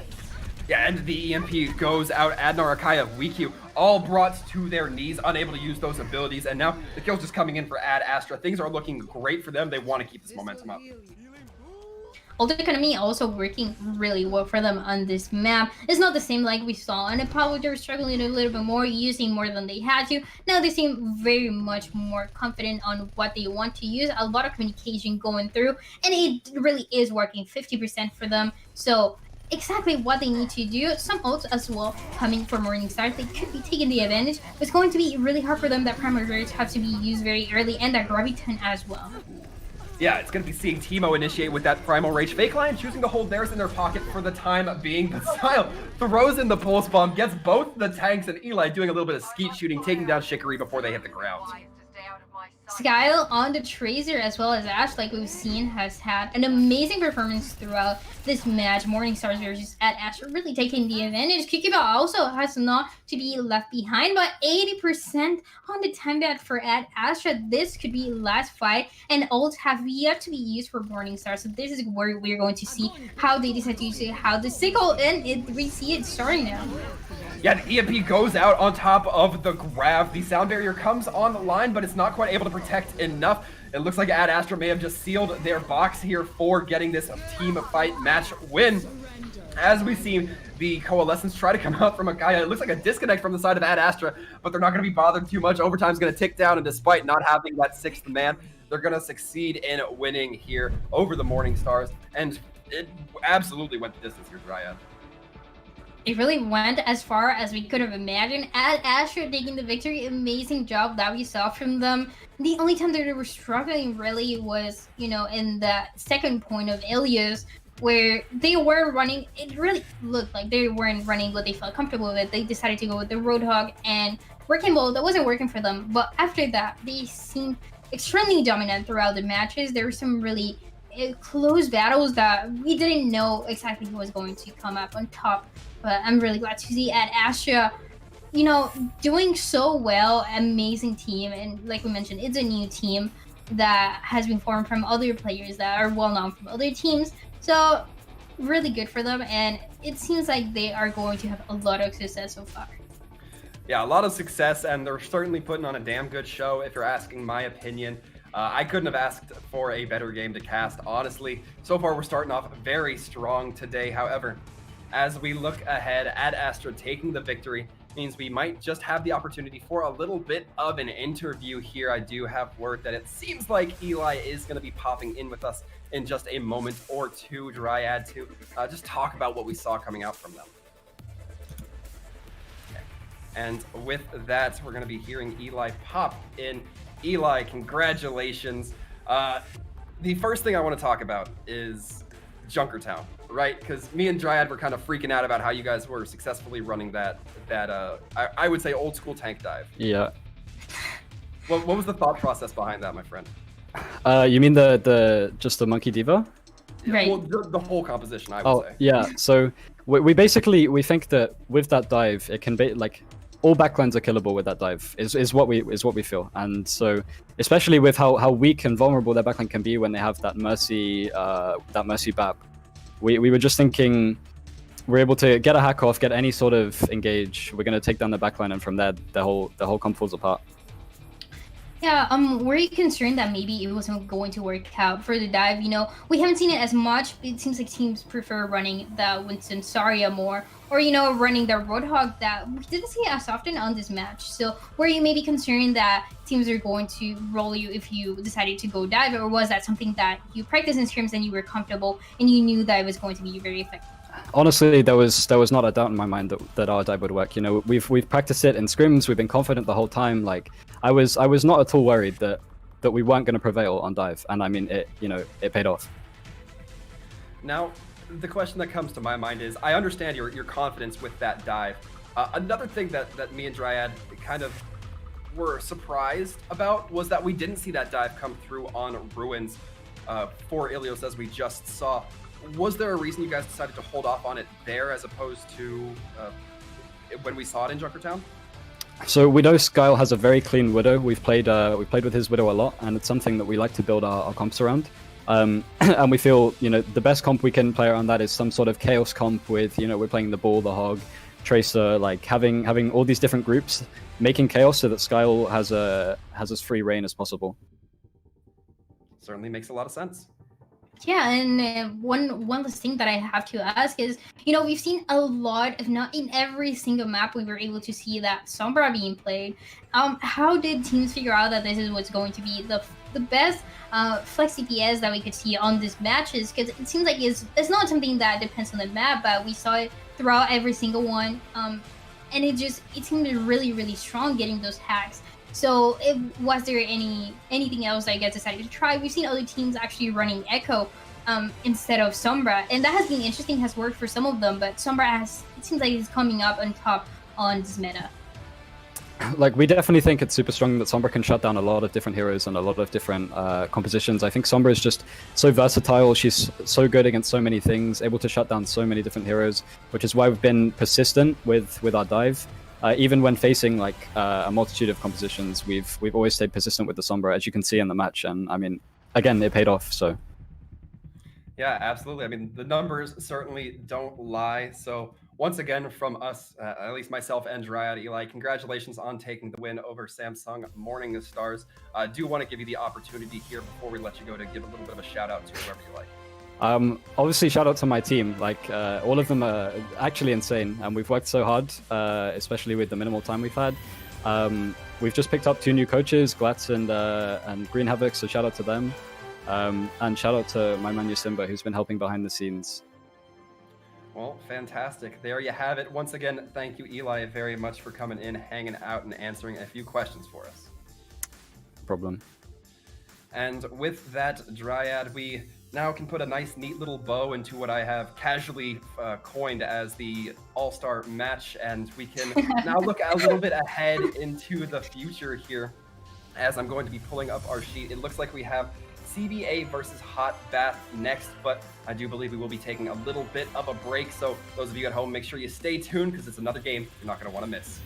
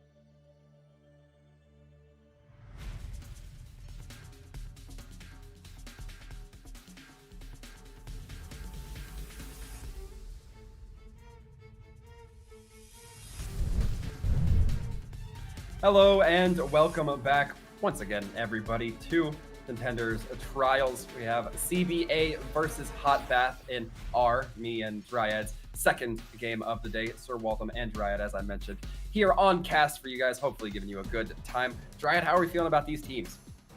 Yeah, other two teams that they have faced each other before. We saw them facing each other in Open Division, and CBA taking the victory 3-2. So it was really close. It seems like that's what we're going to be seeing, because on OD they were already playing on this patch, and yes, teams have felt more comfortable playing it, and it's been about 3 weeks. So they might have been some changes, and some of them might seem more dominant. But overall, that was the score that we saw before from this two, and is kind of very similar to what we're expecting today. Yeah, hopefully we'll see a little bit of consistency coming through from these teams, and some more great games as we saw with Morning Stars versus Astra. That one went the full 5 series, but in case you weren't there to catch it, just a quick rundown of the maps that we'll be seeing here today. We're going to start off on Nepal, our standard control map for the day, and move on to Junkertown, Temple of Anubis, and if necessary, Eichenwald and Ilios. So you can expect to maybe see those maps come out, but definitely the first 3 at least, Dryad. Yeah, so this same map is that we saw before, and this gives more time for other teams to really know what they want to play in each. Also, playing a little bit ahead of what they've seen before, So if they seems like one team feels more comfortable with dive, they already know they're going to be able to counter it. They know they're coming into a dive map. So very important to take that into account. It gives the teams a benefit. They just need to choose what side they want to play on. But besides that, we should have the maps ready, and we will be starting right away. Yeah, we are going to be starting on that Nepal, as I mentioned a little bit earlier. Still have yet to figure out what map, submap, mini-map, whatever you prefer to use the terminology for, that we'll be playing on just yet. But as we are about ready to kind of take a little bit of a sneak peek, Dryad, what do you think we're expecting here? We are definitely expecting that double bubble coming into this fight.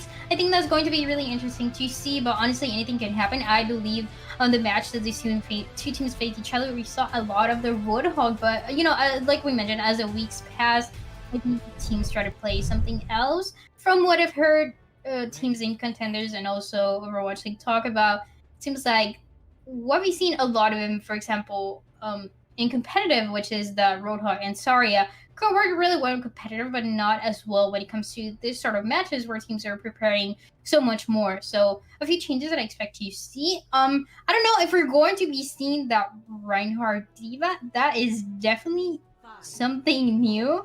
And it seems like they're sticking to that. Never mind. Okay, there you go. Now that's more of what we expected. So we're going to have Busio on the Wrecking Ball and Junkertown on the Roadhog.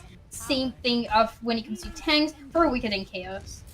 Yeah, it's going to be the DPS where we see the real team difference here. Hot Bath choosing to run a little bit more aerial of a character selection. I said that are going to be actually on that Echo, getting forced down quite a bit, but is eventually going to be getting that healing. And Busio, as we can see, already jumping into that backline, pestering Vital, and just waiting to play around this Roadhog. It's eventually going to be the grappling coming in.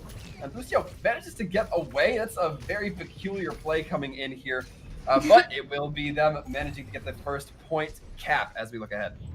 I've seen Busio a few times now on this past few weeks, and he is really good at Wrecking Ball because he really knows how to create space. And somehow stay alive when he's, in the back line. Everyone's looking at him, but he's able to come back. So that's something really interesting from this player. I expect to see it a lot throughout these matches. And as we see Art taking to the skies, trying to fight that Pharah, but in the meantime, Vital going to be the one dropping. So now things looking a little bit even for both these teams, as Busio, we were just talking about, does fall. We're moving ahead. Hot Bath still manages to maintain this point, and a big right click onto Art. Turtle able to take them down. Raven does receive the nano boost, trying to chase down this Mercy. Can't quite find it though. Does stick the Ana and gets the Mercy on top of it. That's a 2-for-1 deal. You get those 2 picks on the support, and there's just nothing else your team can do. CBA is going to be having to regroup. It's not very good for them. They're able to take the point for a few seconds, but it should be taken back by Hotbat. Doing really good. Once again, those 2 tanks, and something completely different from what we saw in the match before. We are seeing that Wrecking Ball and that Roadhog being played and performing so well so far for Hotbat. Yeah, Braven playing really close as this Tracer Vital, just barely missing that flashbang. So perhaps working out for Braven so far, and we're seeing the stall try to come out of the hesitance come out from the side of CBA. We'll see if they can find the benefit for it. Boostio tries to dive in, but gets hooked, pulled in shot, and then hit with the whole hog from Chaos, bringing them down. Vital now dropping that Deadeye. Doesn't find anything, but it does zone out just a little bit. The Rocket Barrage on the Vital is going to zone them out just a little bit harder, though. And it's going to have to be that lone Ana trying to fend off the Pharah, the only hit scan left for this team. But Hotbat so far seem very good for it. They're not letting go at this point. Hotbat in a really good position to hold this point till the end. They're going to be having the minefield that's going to make it harder for CBA to touch point or to get to point. So that's going to be really good for them. And, you know, over 90%, not looking very good for CBA. Yeah, and Boostio drops the minefield as well. Gonna make it a little bit harder for anybody to get near that point and get onto it from that angle. In fact, we'll be taking down Wicked, who tries to touch it at the last second, but just can't quite get there.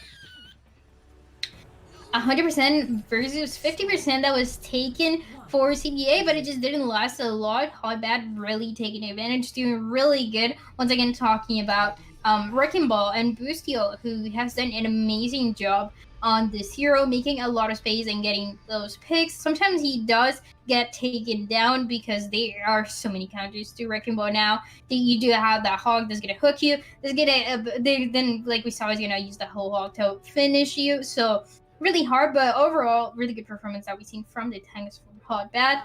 It seems like the composition is going to be about the same into this next fight. We're going to see Vital, though, going into the Ash. That we know how strong it is. Also, with the support of your Mercy. Yeah, so both these teams playing very similar comps. One flyer and one sniper on each end. Gonna see if a K can land those rockets, get that ult charge built up quickly. Similarly, we'll see if Art can get that damage onto the Pharah or perhaps the Mercy as well. Goes for the cluster bombs, not quite able to find it. And Boostio, once again, getting very far ahead of themselves, able to get out and away without suffering too much loss, but it's gonna be Vital who takes the real first loss there, as they are the ones to fall. Now we look ahead, the losses have been recovered, and now things looking a little bit more favorable for CBA, especially as they force out the death onto Button Z with that Mercy. Things are looking good for them so far. It's just going to be the tanks that remain. Boostio eventually going to be falling, and Art been looking a little bit better this time around. Huge tries to are getting those kills as well, and a lot of support that coming through from the healers, able to keep him alive and also make it for them to have a little bit more damage. Exactly what they needed. They're able to take the point once again. So looking pretty strong so far, especially, well, if that happens right at the beginning, you get cooked and killed immediately. Yeah, Braven had a little bit of a read on where that hog was, but didn't see the Wrecking Ball coming at all. Gets hit by that truck, then immediately hooked into Chaos. The fight's won from there. Point progress continues to build up for CBA. A really quick fight that we saw there, because CBA knows that they have to go back. They have to wait for everyone else to come back so they can attack. They are running the tournament, so you know, it's something interesting to see from AK. Are they able to get value out of this hero? Yeah, Boostio going to be dropping the minefield right in the middle of the tank line for CBA, but not a lot of damage done. Chaos able to just walk through that minefield, take a breather, take the reduced damage, and heal themselves up. Boostio not quite able to get away as fast as they might want. The anti-nade coming in from Alpha going to ensure that they do eventually fall. And with this, again, continued hold. 60% for CBA, and now they are looking completely dominant into this next fight as well. They're going to be having that duplicate. And the Horbion that keeps being played from a Hotbat, not the best pick in my opinion, but it could work, I guess, if they are able to get the point though. Ooh, but Art, this is going to be taking one breather, and that will be enough to get them that whole hog. Going to be tearing up Button Z and Braven. And now they're getting a little bit bold here. They're going within line of sight of the enemy spawn. They're going very close because they know they are winning the fight. So huge advantage for them, 90% now on the 10 back for CBA. Seems like we're going to be on a 1-1 on this map, but the styles come through. A lot of ults as well. So Bob is going to be also helping out, creating a lot of damage and making it harder for Hotbat to touch point. Yeah, Vital gonna be throwing Bob right on the point, and now we have a little bit of a dueling Bob, but Chaos ensures that the fight's a little bit more one-sided. Okay, has that Molten Core, throws it out within the entries of the tunnel, making sure that nobody can come through there. Mercy trying to come in, touch a point, but Sobek does eventually fall. This might be where Hot Bath flips it, but the question is, can they hold it? They make it happen. They finally get the point, but 99%, so this could be the last fight if they're not careful like that. But she's falling from Wicked, so it's going to be a little bit harder now. You lose one of your supports, you lose your Brig, and you don't even have Rally coming up soon. So a hard situation that we're facing right now. But once again, 99 should be pretty good for CBA to be able to take point at some point. Also, that Nano that is going to be ready and use at any point. Yeah, we do see Bravin trying to stay way out of arm's reach, and Alpha actually the first one taken down, so Hot Bath start off on a good note, but they lose Buttonsy for their efforts here. And now they still have to maintain that point presence. Nobody's there, and basically the points flipping for free is going to flip for CBA, meaning that no more progress built up for Hot Bath. A little bit of the misplay there, but Tricky Turtle goes for the whole hog, gets hooked out of it by their opponent, and tries to drag the Echo through the mines, but Art merely gets taken out of that duplicate form. And right now, the lack of presence on the field might have just cost Hot Bath a little bit more progress, and therefore the point. Tricky Turtle trying to maintain as that hog, but can only do so much. Bravin trying to tilt the tides by being that Widowmaker, shooting Vital in the face, but can't quite take down Sobek. Now that Mercy does get the res. Tornborn, however, is going to be dropping their Molten Core right onto the point. Art trying to burn down that turret, does eventually succeed, and that's going to be objective secured for CBA. That's really close, but yeah, I'd like to mention how, they were rotating, which I understand that they want to rotate, they want to keep themselves alive, but they just lost the point without any battle coming through before. So that's just really bad for them. They weren't even able to get more percentage while the fight was going on, because it was just the 99 for CBA. So they do take the advantage into that sub map. Now we're going to see how this answer is going to be taking the victory in Nepal here right now. Compositions, they all seem the same so far. I really like seeing Art on the Echo, a composition that we haven't seen as much before. I hear that we haven't seen work as often, but when they do, it's amazing. Not only the neutral, but also the duplicate that you can turn into Wrecking Ball like we saw, or as well into Roadhog, and get so much value out of it. Certainly, we will see that discrepancy come in once again, the Pharah versus the Echo, but Art taking some early shots. Sobek there to keep them up. They don't lose too much of their health. Yavin on this is going to be the difference between Alpha and the Lucio. As we see a K take down Art, but they get peeled off for their own efforts. So both aerial threats going to be gone. The Mercy, Sobek trying to perhaps go for the res, can't quite find it. Buttonsy waiting just a little hair later and does find the res onto a K, so that might certainly help turn the tides here for the side of Hot Bath. But it doesn't quite look like they have the point presence just yet. Wicked popping Yavin into the air. Chaos trying to throw in some damage with those long-range shots. And Wicked cleans up Buttonsy. No support now available for Hot Bath. I may have spoken too soon, and now it looks like CBA might have their opportunity to take this. Huge credits to Wicked getting those 3 kills. Now is able to get the minefield to use at any point. In the meantime, Lucio only with 60% for his ult. So great advantage that this player has coming into this next fight. Not only that, but they're going to be also having the whole hog as well. So more than enough to push the team Hot Bath out of the point. And this should be going for them, but not as much percentage as they would like to so far. Certainly not. We are seeing Wicked try to cause a little bit of disruption on this Wrecking Ball. It is going to drop those mines right on to the point, right towards the entry. We see okay with this Rocket Barrage looking like they might try to land it. Gets the Nano, drops it right on top of the hog, gets Chaos, gets Alpha as well. Can they get any more? It certainly doesn't seem like it. Sobek able to get the res onto Alpha. That Soundbarrier going to be online in just a short few moments. In fact, already online alpha, gonna be going in. Art makes the duplicate happen, but gets torn out almost immediately, not able to get a whole lot of value with that despite going into that big, beefy Roadhog. And now a lot of stall has come out for CBA, but it looks like a matter of time before Hot Bath take this, a clean up Vital, and it's just gonna be the Echo being the stall master on point so far. Yeah, making those stalls happening and, you know, getting more percentage on the map, which is exactly what you want to do. The EMEA seem like they're doing that comeback right now. They might be able to keep their point to themselves before it was lost for Hot Bat. So really good. CBA and really performing so well and having such a dominant defensive position. Yeah, Alpha going to be dropping a late sound barrier after that fight was pretty much just on the cleanup phase, but either way, they're going to be holding. They've got it towards that 80%. Things are looking good for them, Dryad, as we see them moving forward. Wicked tries to go in towards the retreat of the point, but gets hooked back in by Tricky Turtle, able to get taken down. And now Hot Bath once again take advantage. The question is, can they carry this advantage, as we've seen them fail to do so far a couple of times? And it certainly seems like it's just going to be that Wrecking Ball to deal with the Hog. Looks like he was considering coming to point, but decided nah.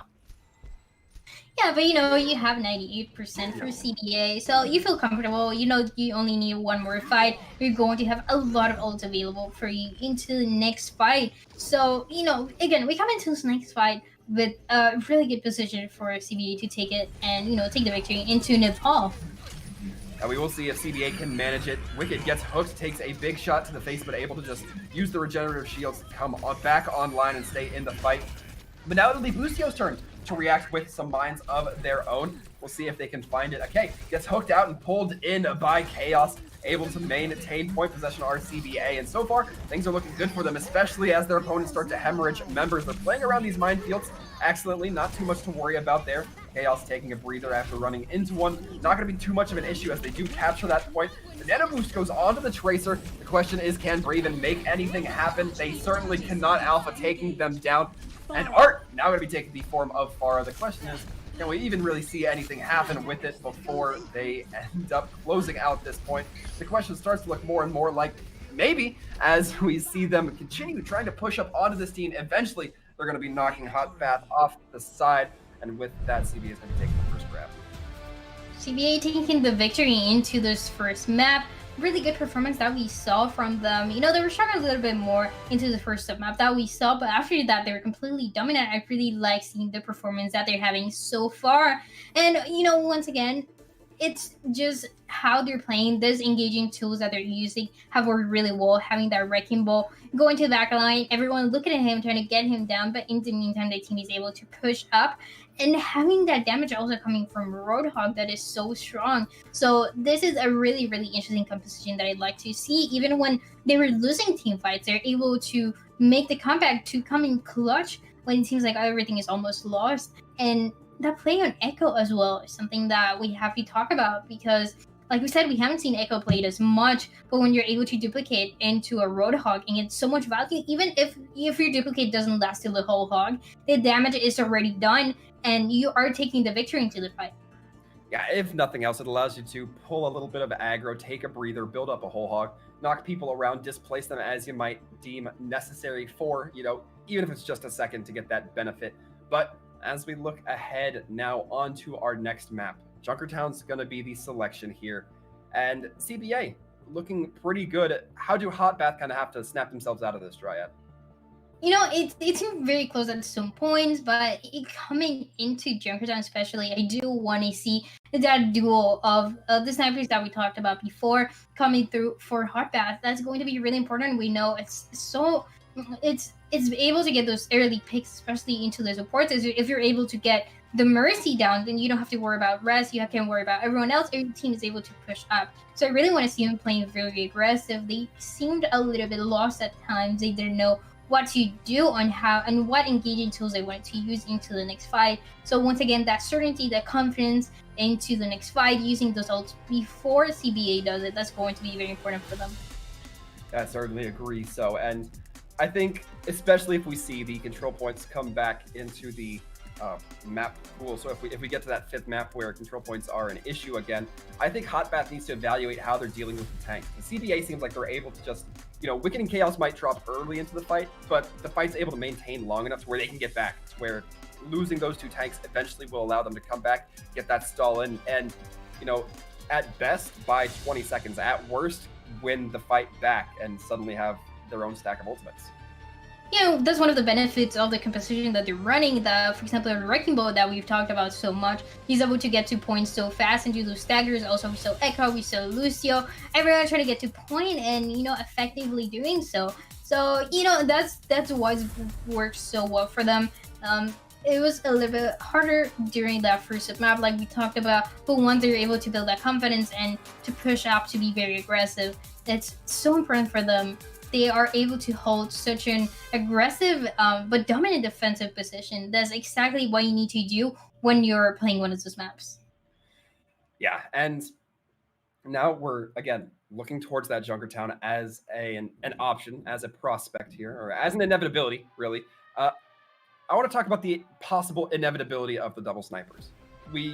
I always like to mention it on this first point because it's one of the most stock compositions we'll see on that first point. Do you think that these teams, based off of what we've seen so far, are likely to run that Dryad?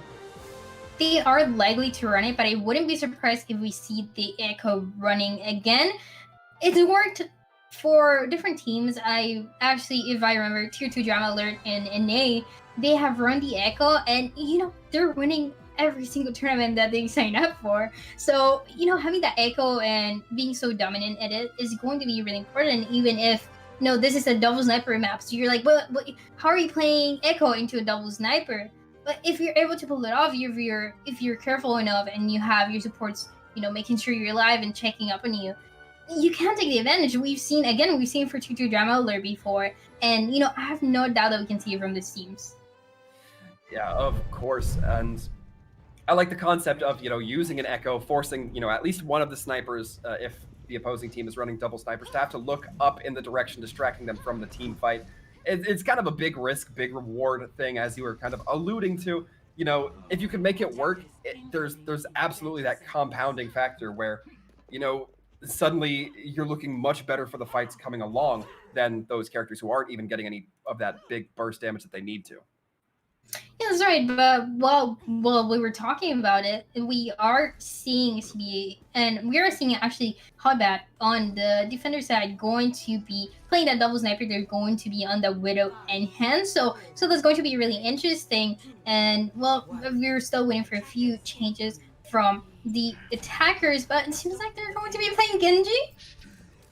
Yeah, so far Alvacate hopping onto that Genji, so Hotbath might be trying to pull out another technique here. A little bit unseen, a little less seen, I should say. Braven trying to get some early shots in, hits one body onto the Zenyatta, one body onto, I believe it was the Hanzo, but the support's there for both sides to really bring them back up, so no kills really going in favor of either team just yet. Hotbath does continue to move the cart, though, before we see Wicked taking a little bit of a nap on point, the headshot coming in with the damage boost, with all the different debuffs coming in from that Ana as well. And Hotbath looking really good. All of a sudden, they started bursting through with quite a few kills. Tricky Turtle definitely not looking to be outdone. Ooh. Alpha has been really good at, you know, checking those angles, making sure no one is coming through them, getting those picks like we saw. But unfortunately, he gets taken down. So the attackers are looking pretty good so far. They might be able to recontest, but now it doesn't seem like that's what they're going in for. So good job so far, and some ults coming from both sides. So they're going to be letting the payload move up to this corner before coming into what will be the next fight and taking the victory. I'm so curious to see that Genji, you know, another pick that we haven't seen before. But so far has been worked decently. You just need to be careful that you're not getting picked so often. Yeah, and so far it seems like Hotbath succeeding in that. Boostio actually going to be the one taking a little bit of a loss. Alpha has that Transcendence, trying to keep their teammate alive, but Tricky Turtle pushing them away. It's going to be Alpha and the support company trying to keep them online, but Alvacate going to be receiving the Nano Blade, cutting down two members, chasing down the other Shimada brother, and does manage to get the deflect art eventually cleaned up, and now Hotbath has the opportunity to keep moving the cart. they're going to be moving the car, and they're looking pretty good so far. Alvicade, you know, talking about the Genji again, I was a little bit hesitant when he saw him picking this, especially, you know, when we are playing Junkertown. But if you're able to get those picks into the snipers early, when, you know, they're not looking, they're looking away, then you're going to have a great advantage, which is exactly what you're seeing so far. And Alvicade continues to get these supports. This time it wasn't with the blade, but with the right clicks and the melee. The fan spread coming in, they're very strong. Because of that, it looks like CBA really having a tough time on this defense. A very ambitious play that we see from Alvicade, and it works out perfectly. 5 minutes, 20 seconds, and coming into this third point. So, you know, very confident they're playing really, really aggressive, and that is what is going to benefit them. I'm really glad to see this, as well as, you know, seeing that Widow also trying to get some shots, but you do need to be careful. Alpha has been consistently good at checking those corners, making sure Widow is not looking, and, you know, having that support as well, healing for Mercy. Really good for him. Yeah, some excellent plays all around coming in from the defensive support line. They're just getting caught out every once in a while. Alvicade, once again, so close to that blade, as is Yavin close to that nano. We might be seeing that combo come online here in just a few moments. As we're seeing this fight go underway, it's going to be CBA trying to get their feet into the ground here. The nano boost does come onto Alvicade, gets one, but the blade's already largely expired by the time the nano goes through, so Alvicade not able to get as much benefit as they like. But Raven is there to pick up a little bit of the slack, gets the kill onto the Sombra, and now things still looking very good. The cart continues to make progress. Hotbat looking completely dominant now. And yeah, like you said, they weren't able to get as much value from the Nano Blade, but, you know, getting that first pick and then getting those 2 picks after you lose the Blade is just more than enough, because look how close you are. You have over 4 minutes now to get 2 points, and those picks are not going to be good for CBA. Yeah, Alvicade gets hacked and nothing can be done about them still able to just get these kills. I was a little bit bearish on Bravin considering we were comparing them to Alvicade, but it looks like they're definitely pulling their weight here on this last point. Very high ground advantage to be given to the Widowmaker. Lots of damage coming in for all of this team, and now Hotbat has just a few meters, 1 meter to be exact, to get that cart to a third. Now we're just seeing a little bit of a late stagger coming in, trying to buy as much time off the clock as possible, but Alvicade pulls out the blade to put the nail in the coffin. Yeah, that's right. Really, really good performance that we just saw from Hotbat. Really amazing to see these heroes like Genji working out. And that's, you know, that's also part of huge congrats to the teams for making it work, you know. In this sort of composition in Junkertown, you need to set up your Genji for victory. And that's exactly what they're doing. They're doing an amazing job at it, and that's why they have so much time left as well on the time bank. So they're confident now. They know they're going to be taking the advantage. Now for the defense, I would like to, you know, we're going to probably be seeing some changes. I don't think we're going to be seeing the Genji again, but everything is possible. We weren't really expecting it into the attacker's side, and it just worked out really well. This might be like what they're going for again. Yeah, it looks like on the defense, Alvicade is starting to roll out on that Genji, so certainly seems to be the dish of choice here for the defensive side of Hotbat. And it's a very interesting situation, because Braven as well, on that last point, no one was checking on Braven. No one was making sure that the Widow was not getting the picks, because at that point when you're trying to get to point and to not let the other team take the advantage so soon, you are just trying to get to point, you know? You're not looking at the Widowmaker, but while no one's looking, the Widow was able to get a bunch of picks, and that was just more than enough for his team. So very excited to see if it's able to perform as well now on the defense. It certainly speaks to how well Braven can perform when they're not being harassed by the opposing supports. And I look forward to seeing them on this attack as well. We're seeing the shots try to come through, but once again, some easy cart progress to start as we go through Junkertown. Alvicade takes the anti-nade, but has the opportunity to retreat just a little bit. Hopping now onto this Mercy, really trying to put the force down, but the peel coming in. Chaos actually gets the hook onto Alvicade. Gets hooked themselves, I believe, by Tricky Turtle, who then goes on to tear up a large amount of the rest of the team. And Hotbat so far looking real good for this defense. 40 seconds burned off the clock in their first fight. And when you start losing so early this first fight, when you're not able to get any picks at the beginning, then you start worrying a little bit. I do like seeing the Sigma. I think that's going to be really interesting for the attackers, and they might be able to, you know, block that damage that we're seeing from Braven. But are they really able to pick two snipers that fall down? Ash and also Widowmaker will not be there anymore. But with the rest, well, they might have another chance. I love that Tricky Turtle takes a lot of damage. The tanks chase him, and that means that there's nobody to protect the soft line of the attacking team CBA. All there for Braven. As we see now, Boostio taking a big hook and going to be taken down. The sleep dart goes on the Tricky Turtle as they're cranking that whole hog, but will be healed up to full. Gets the nano, then returns fire on the Chaos with optimal effect. We're seeing once again the Genji come out, but Alvacate taken down by Art. Yavin instead got the nano onto Tricky Turtle to keep them alive, so Alvacate a little bit of a sitting duck there in that moment. Now we're seeing Hot Bath look a little bit lacking for numbers, but can they manage to hold until they regroup? It certainly seems like they're going to. They're not going to give up too much space for this Triad. CBA is fighting in a really good position to get to this first point, but there's still some staggers and other things that they have to take care of before they're able to do so. Yeah, and the nano boost onto Chaos. As soon as that happens, though, the sleep dart comes through, dealing with that hog in the best way possible. Wicked goes and drops the grab flux, but gets cleaned up in short order. And despite what was looking like a very messy fight, Hotbat still managing to look so far decent for this hole. The Mercy trying to get the res, gets slapped, gets no. What else is going to happen? Oh no, they're still not able to get to the first point, and this just shows the great advantage that Hotbat was having on the attacker side, and now on the defense as well. They are holding really well, even when they lose a few of their members. They are able to recontest, to back up a little bit, and to be ready to get those picks again. Yeah, absolutely. We're hearing the infra sights coming in from Vital.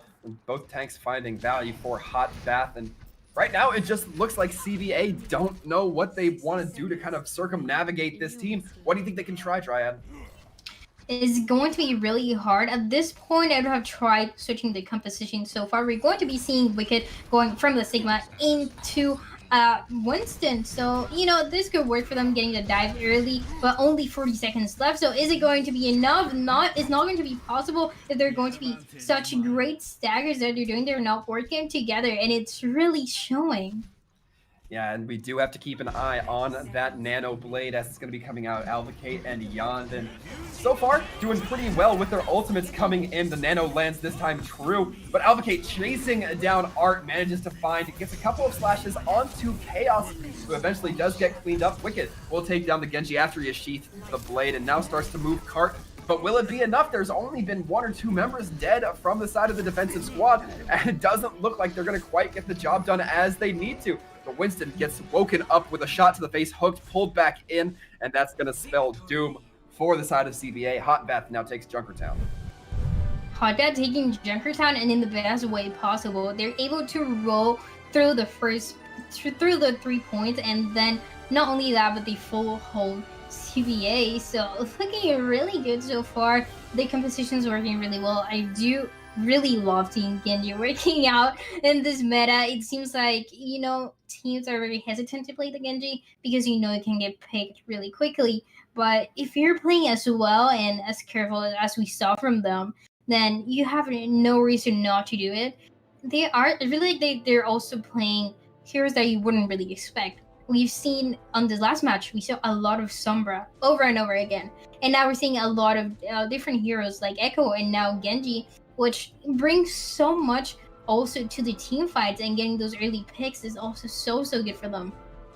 Yeah, I certainly agree. I don't want to diminish the mechanical skill of these players by saying this, but it seems like from all the games we've seen, you know, both within CBA Hot Bath and with Morningstar versus Ad Astra, we're kind of in this moment where it feels like the team that gets a little bit more creative or a little bit more non-conventional with their composition just wins it. I don't know what the case is, but we're seeing Echo come out from CBA. They come out successful with that. We're seeing the Genji come out from Hot Bath. They managed to take Junkertown. So I'm curious to see if we're going to see any creativity coming out as we look towards Anubis to be our next map. And this is the thing that you mentioned about creativity. This is all happening because there are so many different compositions that teams are running right now. because there's no set meta.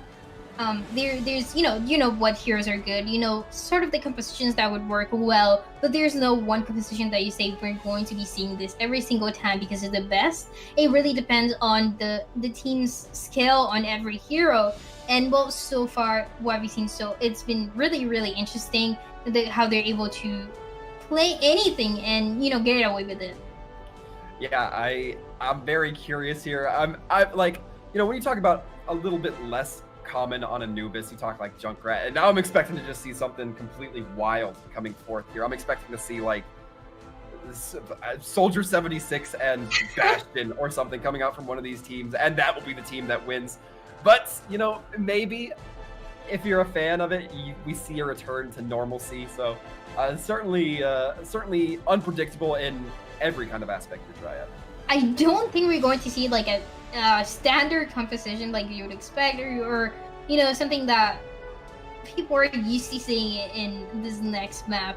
We are going to see a few of very interesting picks, and as you know what I'm expecting, I think that they make the matches so much more exciting because you in your mind you're thinking Genji is not going to be good, and then you see him working so well, getting those picks over and over again, making that nano blade work so well. I think it was only one time that it didn't work. You just want to see like the sort of uncertainty if the composition is good enough or not. Now here's a little bit of speculation time, Dryad. Do you think that's because the teams are just picking a composition and they're really specializing it, or do you think it's that they're catching the other team off guard when the other team hasn't prepared for it? It really is a matter of both, but it's just every single team is preparing in a different way. Like we saw the matches before, they were telling us they were very confident on the dive, but now we're seeing you know a few changes as well and feeling very comfortable on the end. Yeah, we are going to be resolving those sound issues here as we do look forward to Anubis, and we are going to be seeing the teams come out here in just a few moments as we take a look at the maps available. But again, really looking forward to seeing what might come out of these teams.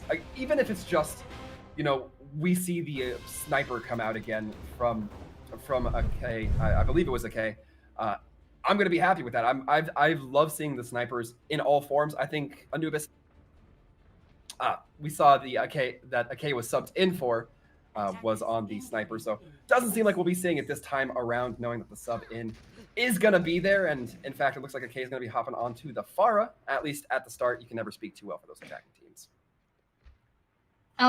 For the attackers, yeah, I don't think we're going to see Bustio on the Reinhardt. So, you know, for defenses that we can talk about, they're going to be running that Torbjorn also. Pretty interesting. I do like seeing the Sigma a lot. I think from what we've seen so far, the composition that works the best on the defense here has been the Roadhog and Sigma, because we do have some sort of shield, but you also have a lot of damage coming through. So, you know, I really like seeing this. I want to see how the attackers are going to play around it. Yeah, I think Bustio actually got hooked there, but managed to break that line of sight before Chaos could pull them in. Bustio not able to get away that time, however, does get yoinked into Chaos. Not suffering too much, and a K on this Torbjorn. We're now seeing a little bit more of the weird compositions come out. We'll see if a K can find any value with it. Seeing the rotation come through in these side rooms. A K leading with the chin, throwing down a turret, and immediately popping that overload. Takes down Chaos with their efforts. Wicked now having to back up as they receive an anti-nade. No healing available for them for a minute. And now kills starting to flow in from Hot Bath, as it looks like Torbjorn's on both sides getting, you know, their share of the action. But it does indeed seem that Hot Bath has this possession. Are going to be the last one on point with the Ashe to try to hold out. The question is, can they maintain it, Dryad?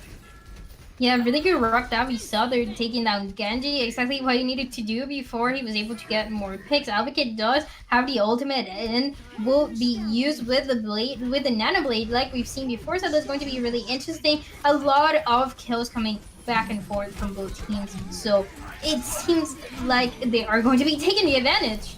Yeah, Advocate coming out with the Genji once again. No big surprise there. Manages to get two with the blade. Cleans up with the third onto Wicked. This is gonna be the third tick given up for that first point. And now Hot Bath have the opportunity to lead in here. They are going to be rolling only a few ults that have been used. The blade was used without anything else, so the nano will be available for this team to be used as well. Really interesting, and you know they might be able to roll if they're able to touch a point. They might just be able to. We might be able to see a snowball potential that we see in this map. Certainly, but it's going to be Art trying that best to stop the snowball from coming in so aggressively. Going to be dropping that Molten Core right onto the floor. Alvocate actually taking down Chaos with a deflected Whole Hog coming in very strong. CBA now a little bit on the back foot, but they have those respawn advantages if the side of Hot Bath can't make it happen. Wicked actually, I think, tried to use that Gravitic Flux, but got hooked up in the middle of it. Very crucial kill coming in there, or disruption coming in there. Chaos receives the nano boost, but it's not going to be enough to survive. Everybody's getting torn apart for the side of CBA. Hot Bath takes this a very fast fashion. Once again, another first time that we see those early kills and that snowball coming on this map. Really good job for the attackers. Now this is when you start to worry, how are you going to make your attack as successful as this was? And that is something that we're going to be seeing from CBA. So far, Hot Bath has been looking really strong. After that first map, I feel like they were able to make that comeback to adjust to the changes that CBA was facing. So are they really able to do it on this map? It's something that we're about to see. From the composition that we've seen so far, it seems like it's working really well. Playing that Genji has been so successful that I just want to see it again. If they are going to be running something like a K on Torbjorn, you know, you have to be a little more careful, but they are able to do it, right? They have the potential to do it, and there's not going to be as much damage coming through. You're not going to have an Ashe. You're not going to have that Ashe Mercy that we've seen so much, but it's still very possible for them to hold them completely at this point. Yeah, and the Torb coming out as well deserves a notable mention in my book. Okay, going to be locking in, throwing that turret onto the high ground just to zone out, you know, whatever that turret can find. Yeah, turret that will be also helping out once the attackers decide to come in, and is going to take a few seconds while they're able to take it down. But also really interesting of the season that we're going to be seeing the pharmacy coming through, getting the damage, and there's going to be no shield for the defenders. So are they really going to be able to hold the defense for Hot Bath? We're about to figure it out. Now we are certainly going to find out. Art actually taking a deflected rocket. Alvocate able to capitalize upon that, get the Swift Strike in before the heals come through. Getting a reset, able to retreat with it. And now things still looking very good for Hot Bath. You're asking, can they make it happen? And so far, they have not been having any problems. Alvocate always coming through with the clutch kills and, you know, getting those early picks as well. So the Genji once again working amazingly, even if you're playing against a Pharah. So you just need to be careful, but so far it's worked so well. They are contesting this high ground, so that's really interesting getting those picks as well. So early, you know, we see the Tracer taken down. That is going to be taking a few extra seconds for the attackers to come back in. It certainly seems that Alvocate gets taken down by Vital. This might be a very good opening for CBA to get their feet in the door here. They deal with that turret as well. So two large damage threats coming through. Boostio taken down, but now a couple kills coming in from Hot Bath. The question is, can they make it happen? Certainly doesn't seem like it, as it's just going to be Buttonsy trying to maintain point. It eventually does fall, and this seems about it for the hold from Hot Bath. Seemed like Buttonsy was going for the res, but it just couldn't happen. They were focusing the Mercy too much. They are going to be able to take this point. It took a little bit longer than what we saw on the last round, but they were finally able to do it, and CBA will be going to second point with a bunch of ults coming up. I want to see that engagement of the barrage being successful. Is going to be really interesting, but Alvocate, you need to also watch out for the Nano Blade. Yeah, as we've seen, Alvocate very deadly when it comes to that blade, and it's looking like there's potential here for CBA to set a very similar time bank, but they need to get it in this fight. Alvocate takes down Art, so it's already not looking great. Alvocate cutting down Chaos as well as they're on the retreat, and that's pretty much going to be it. Hot Bath managing to hold, and now they're looking like they're going to have a better time bank. very confident, really good ult economy for them as well. They do use that enabling, but they have absolutely everything else. So they feel very comfortable on the defense. Is going to take a few extra seconds for CBA to make that comeback, but they also didn't use any ult, so they are going to be having these 6 ults if you're not taken down so fast. Unfortunately, Hotbath able to force down the Valkyrie from Sobek, so it's not going to be in there as immediately. Tricky Turtle taking a little bit of a nap means that this defense might be hindered just a little bit. Art pulling back Yavin, putting them back into the spawn room, and the Primal Rage actually saving a K, knocking them away from that rocket barrage. So very fortunate for them. Alvacate managing to turn the tides maybe just a little bit with Wicked getting taken down.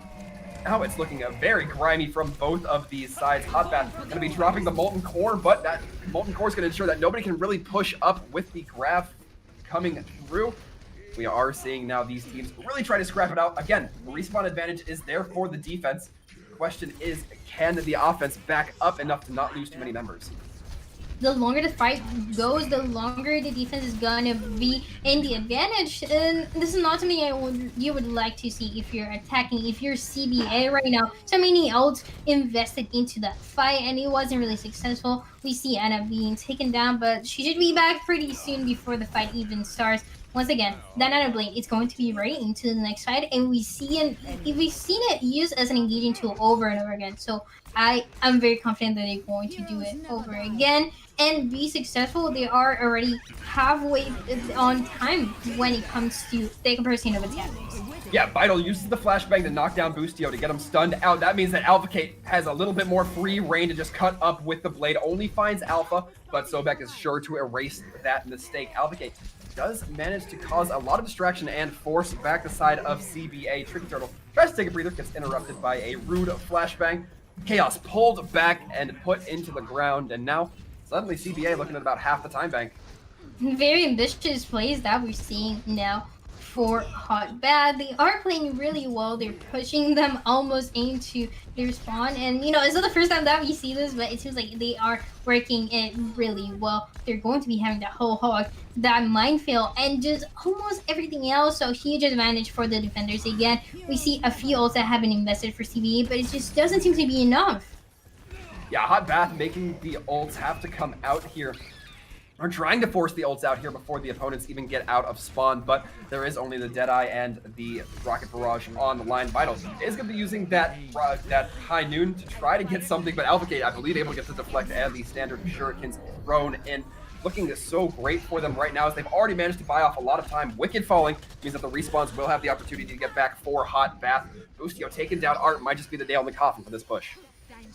You really need to swap compositions if it's just not working for you right now. CBA, I would want to see some changes from them. They do have that barrage still that might be in use at any point, but Hotbath feeling confident, almost touching their spawn, doesn't let them do much. Now they're going to be backing up as well, but the blade is going to be almost ready again. So we see Alvacate building it over and over again, almost in one fight, and a little bit longer fighting and a half, and that's more than enough for him.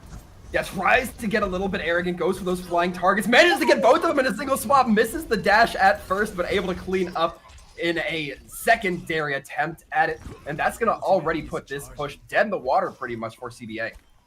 Really good dash. Now we see it just works perfectly. He almost lost it, but getting those 2 kills right away is exactly what you needed. It's going to be delaying the attacker so much more. Only 35 seconds left, and is it going to be enough? A few ults being invested, the Primal Rage, but is not able to get any kills so far. Yeah, Kay actually getting a kill from beyond the grave onto Art. Their turret doing a little bit of work for them. And now CBA spent a lot of time just to get onto point. Wicked, in fact, blowing that Primal Rage. So now it's going to look a little bit tense for CBA to even get here. If they do, it's unlikely they'll be able to finish without overtime. It sounds like the Nano Boost is going to go in. In fact, it is going to be onto Wicked, who's trying to do that cleave damage. Doesn't seem to quite be able to find it. Art still has this Rocket Barrage. Hasn't used it in what felt like forever. And now we're seeing the Molten Core come out. Nobody going to be able to touch point for the offense here. Okay, takes down Vital for their efforts. And with that, we're going to be seeing Hotbath take the second map, and now they're looking good. Yeah, guys, don't worry about it. Farah is saving the barrage for next map, so don't worry about it. It's going to be fine. Yeah, I don't know what happened there. I was like waiting for it over and over in every single fight. We just didn't see it happening, and the defenders looking so strong over and over again, getting those picks really up to seeing the Genji early, using that Netta Blade early, and getting those picks exactly when you need it. It just makes the life of the attackers that we saw so much harder. So once again, taking the advantage, doing really good, and not a lot of damage coming from them. So I do want to see a few changes coming into this next map. Yeah, I mean, you might have had your fun if you're CBA, but Alvacate's probably had more fun and been more successful with it. So I think that maybe the attentions need to turn into how to counter that player, because a lot of times we're seeing just some excellent play come through off the back of one Genji Blade. That being said, even when they don't have Genji Blade, Hot Bath still looking very strong. So, I mean, quite a couple question marks up in the air here as we are looking for our next map to be Eichenwald. Dryad, how does CBA do this? Using that barrage could be one of the ideas. I just, that it's such a strong ultimate. I know that you need to be careful. That you need to make sure that your Mercy is going to be pocketing you because they are going to be targeting you. But if you don't use it, then you're just already in such a great disadvantage. Pushing all at once is also very important, But they tried pushing, then we saw one of the DPS getting a few picks, 1 pick, 2 picks on them when they were trying to attack that second point. And they kept trying to commit, and that just staggered them over and over again in multiple fights. So just be aware of that. Make sure that you regroup and you're not letting yourself be staggered as much, because that's just taking time. And in this maps of assault, and this is not good. Yeah, do you think that CBA can punish some of the aggression we've been seeing coming out from Hot Bath? Because on Anubis, I feel fairly confident in saying that they were a little bit disrespectful towards CBA when it came to that second point spawn. Yeah, they were playing really aggressive. We saw Hot Bath almost pushing into their spawn. Actually, they had that Wrecking Ball doing so, and also Genji on the high ground. So that was just a perfect opportunity for Farah to get those picks and to push up as soon as they could, but we just didn't see it happening. And yet there is a lot of aggression coming from Hot Bath, and that is why they are going 2-1 right now. They're doing really good, and again, CBA doesn't really know what to do against this aggression, which is the main thing that they have to focus on. They use a few ults hoping to get a few picks, but you really need to make sure you're winning them. Yeah, I mean, just win the fight is probably the best advice you can give to any team. But, yep. I mean, the how starts to become a little bit muddied, a little bit more complex. I'll say maybe not muddied, just a little bit harder to execute than just winning a fight sometimes. But we do give them that assault is, it's a hard map. It's not Temple of Anubis, it's not easy at all. And some teams feel really strong when it comes to Hydra, when it comes to payload maps, and some are just really bad at it. So, this could be one of those maps that there is not their strength, and they might be able to come back on this next map. We are seeing Eichenwald, so really interesting. Advocate seems like it's going to be playing Genji again. A few changes that we're seeing. For the defenders, we're going to be seeing that Dive Winston D.Va, something that we haven't seen before from these two teams facing each other. We've seen that Roadhog and Wrecking Ball a little bit more, but Dive working really well here. Yeah, we will see if they can find the value with it. Instantly, we're seeing Tricky Turtle get a big hook, but the rewind coming in from Vital, I believe. Tricky Turtle getting sectioned from the rest of their team, gets burned down, and now it looks like CBA so far in a very good spot. But okay, looking to turn the tides a little bit with that Farah, getting a kill or two on their own, and so far being successful. We're seeing them about halfway to that rocket barrage, so certainly building up quite a little nest egg of their own ultimate charge. Playing really aggressive once again, but also being very careful that you're not getting picked early on.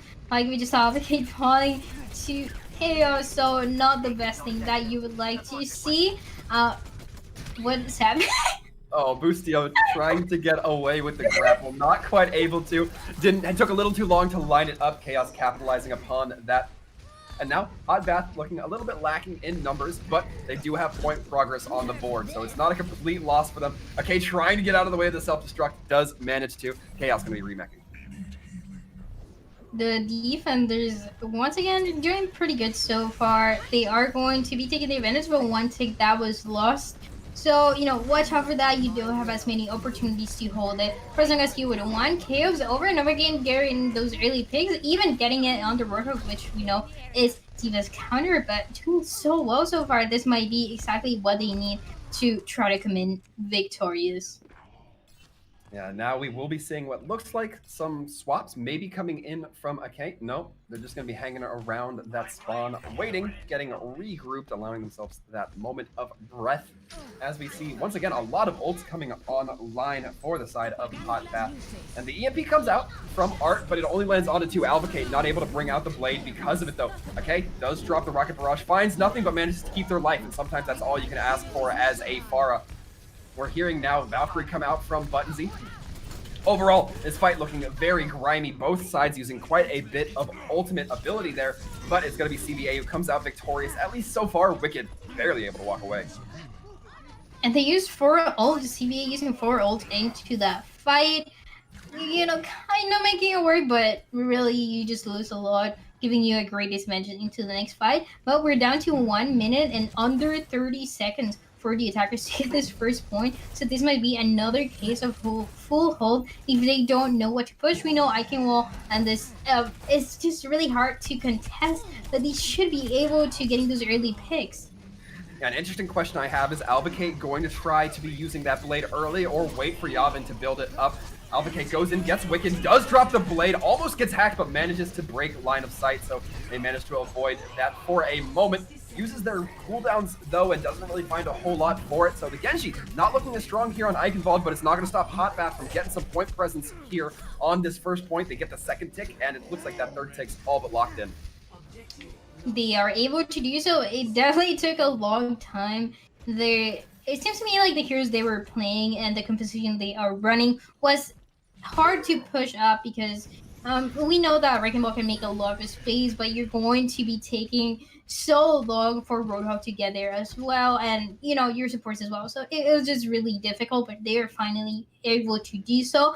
For next fight, it's going to be still a huge advantage for CBA. They're going to be having that EMP in use as well as that self-destruct from D.Va. Yeah, CBA is going to be using the EMP. Chaos also using the self-destruct just to get back into mech faster, not for the raw damage. And Art taken down dangerously low. The nano boost actually goes on to Buttonzy. I was curious that you're going to have the nano to Brig there. Able to pop a rally, however, build up ult just a little bit faster. And it still looks like this fight's going in favor of Hot Bath as they force the last member away in Art. Making that comeback with the rally, with the nano rally. So, I mean, if it works out, then that's just a good word for them. They're going to be having also a lot of ults coming up. So, only both of the support ults being used. In the meantime, not the best position when it comes to CBA, but they should be able to recontest as well. EMP didn't work as well as they wanted it to. Yeah, I really like this Buttonzy on the Brig, making sure that neither of those DPS can get too close to the Ana. If they do, they get a little bit of a stun. And with that, a Sleep Dart going on to Wicked. I'm not sure what just saw that monkey flying through the air. And once again, Tricky Turtle sending them on their round trip as that whole hog unleashes. Gets the hook in midair. Wicked can't catch a break here. Alvocate can, though, as we see the slices coming through the dash. Gonna be getting the double kill, and just a little too late for that D.Va to touch.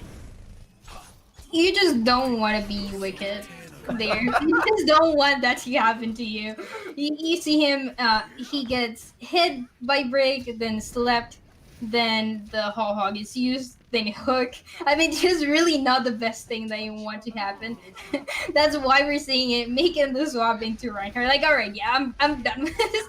We're going to be playing that Reinhardt D.Va into this next point. Will it be enough to hold the defense? It could be, but we're about to find out. We certainly will. 2 minutes and a half left on the clock. And now a lot of progress has been given over to the side of Hot Bath. They've been able to move this card pretty close to that basic third point. The Molten Core coming online from Ake, making it very difficult for anybody to get near. The EMP comes out just a moment too late from Art. Nobody there to contest. And that third point seemed the easiest for the side of Hot Bath so far.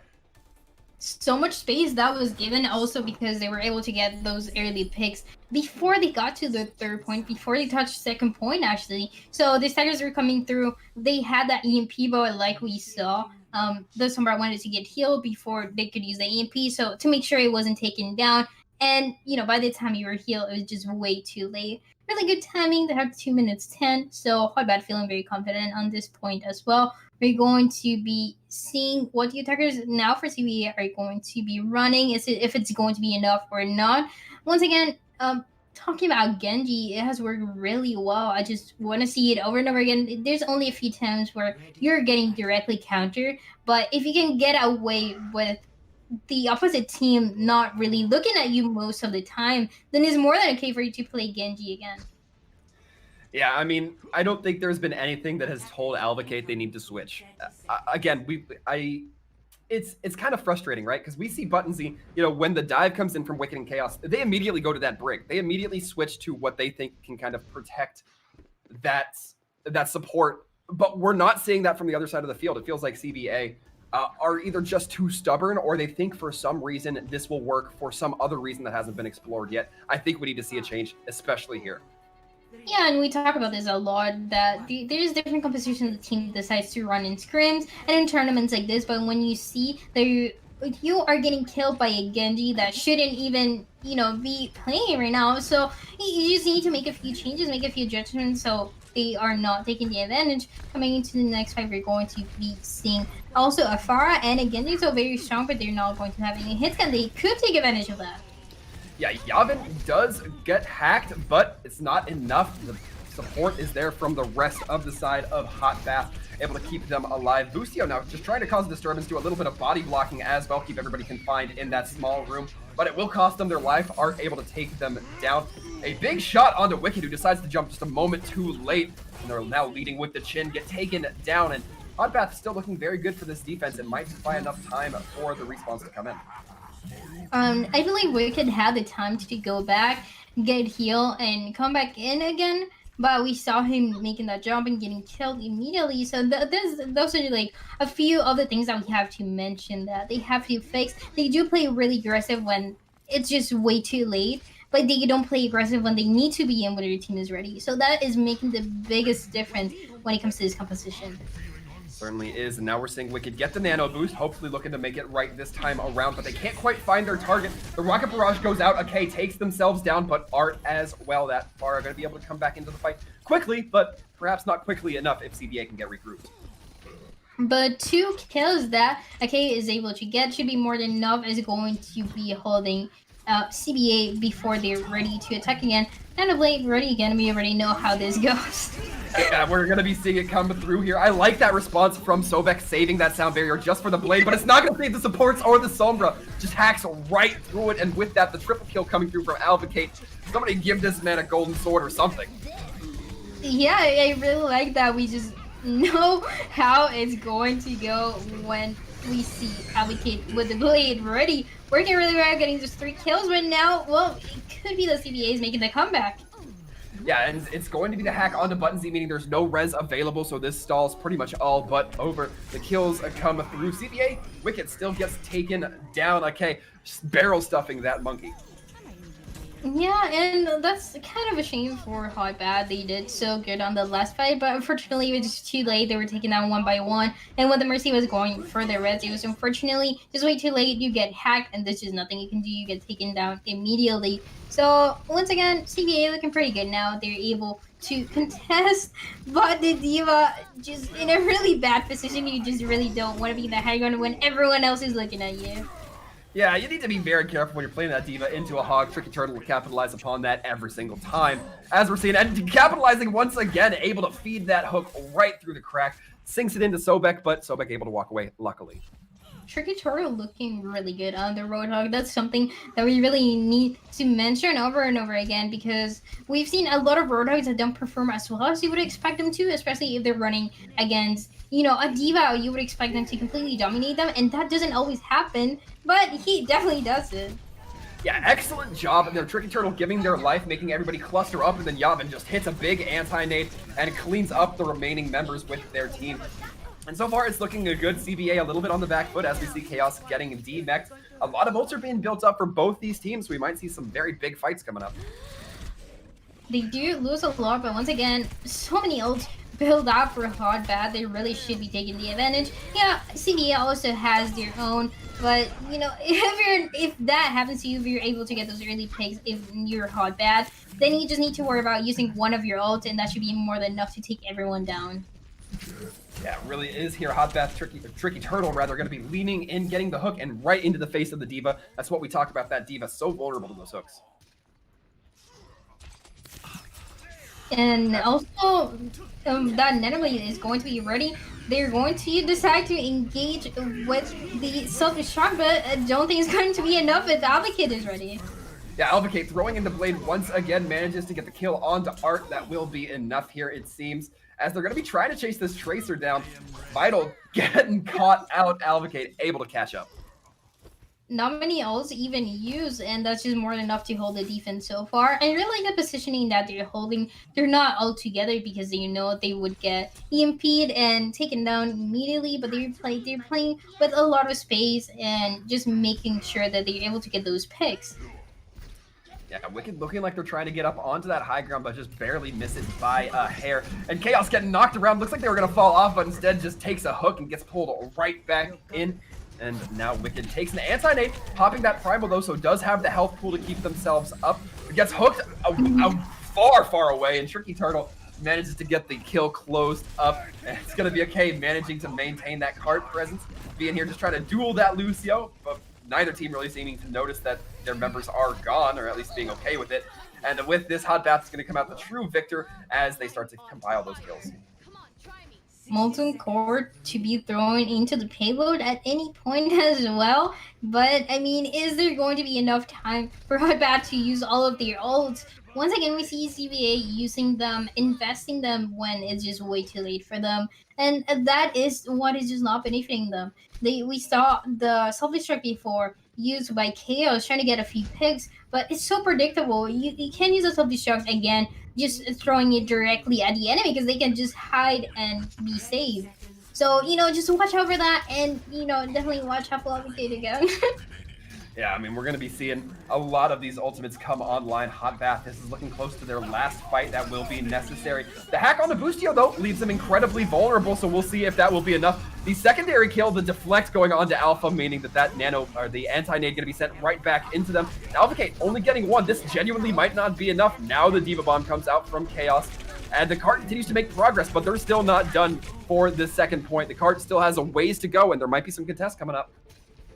They're definitely going to try to recontest if possible, because, you know, they took it to overtime. Might as well try to hold it as long as they can, and they're going to be using the rally to do so. Yeah, they're going to be using the rally, and Advocate and Boostio come in from the back, but the EMP is big, lands onto 4 as the Molten Core is coming online. It ensures that a few spots around that point are going to be more uncomfortable to be around, but Tricky Turtle coordinating with that Molten Core, pulling the members in. Hot Bath using the whole hog to knock everybody away, ensures they get their 3rd points. Taking the victory, really good recontest. They only lost that battle, but they were able to come back as soon as they could. Exactly what we needed to see from them. And once again, looking really strong, really working on the ult economy and getting those picks early on, making it really difficult for CBA to really know what to do against them. They try to regroup, but then they don't let them regroup. So, you know, just complete domination that we really saw from Hot Bad. Really, really good job. Yeah, so unfortunately, at least from my point of view, no map 5. We're just going to be taking it a quick 1-3 in favor of Hot Bath. So they are going up pretty successful here. Overall, very pleased with how we saw them kind of come through and play that game. Very content. I absolutely liked it, Dryad. As we look ahead, who do you think kind of stands out in this game? Oh, you know, Genji is just, there's no way you don't talk about it. It was amazing throughout. And, you know, I do want to talk about also how there was a little bit of deja vu. Like we mentioned, these teams did face each other in open division, and we did see the exact same score. We saw a 3-1 for Hot Bat, so doing really good for them. They are definitely taking the advantage. They know exactly how to counter CBA, and it just shows. They know exactly what to play, and having that Genji from Advocate, just absolutely amazing. Well, I'm glad to hear you say that because I think I'm getting word that we're going to be having a little bit of an interview, and it's going to be with the Genji himself, Advocate. So we are still waiting to get them in voice, but that gives us just more time to kind of, take a breath, relax on what we've seen, and talk about how this has just been kind of a weird match in terms of the composition. It really has been. If you're able to play heroes like Genji till the end and come victorious, it's just because the other team didn't really know how to counter you. And it's not the first time we saw it.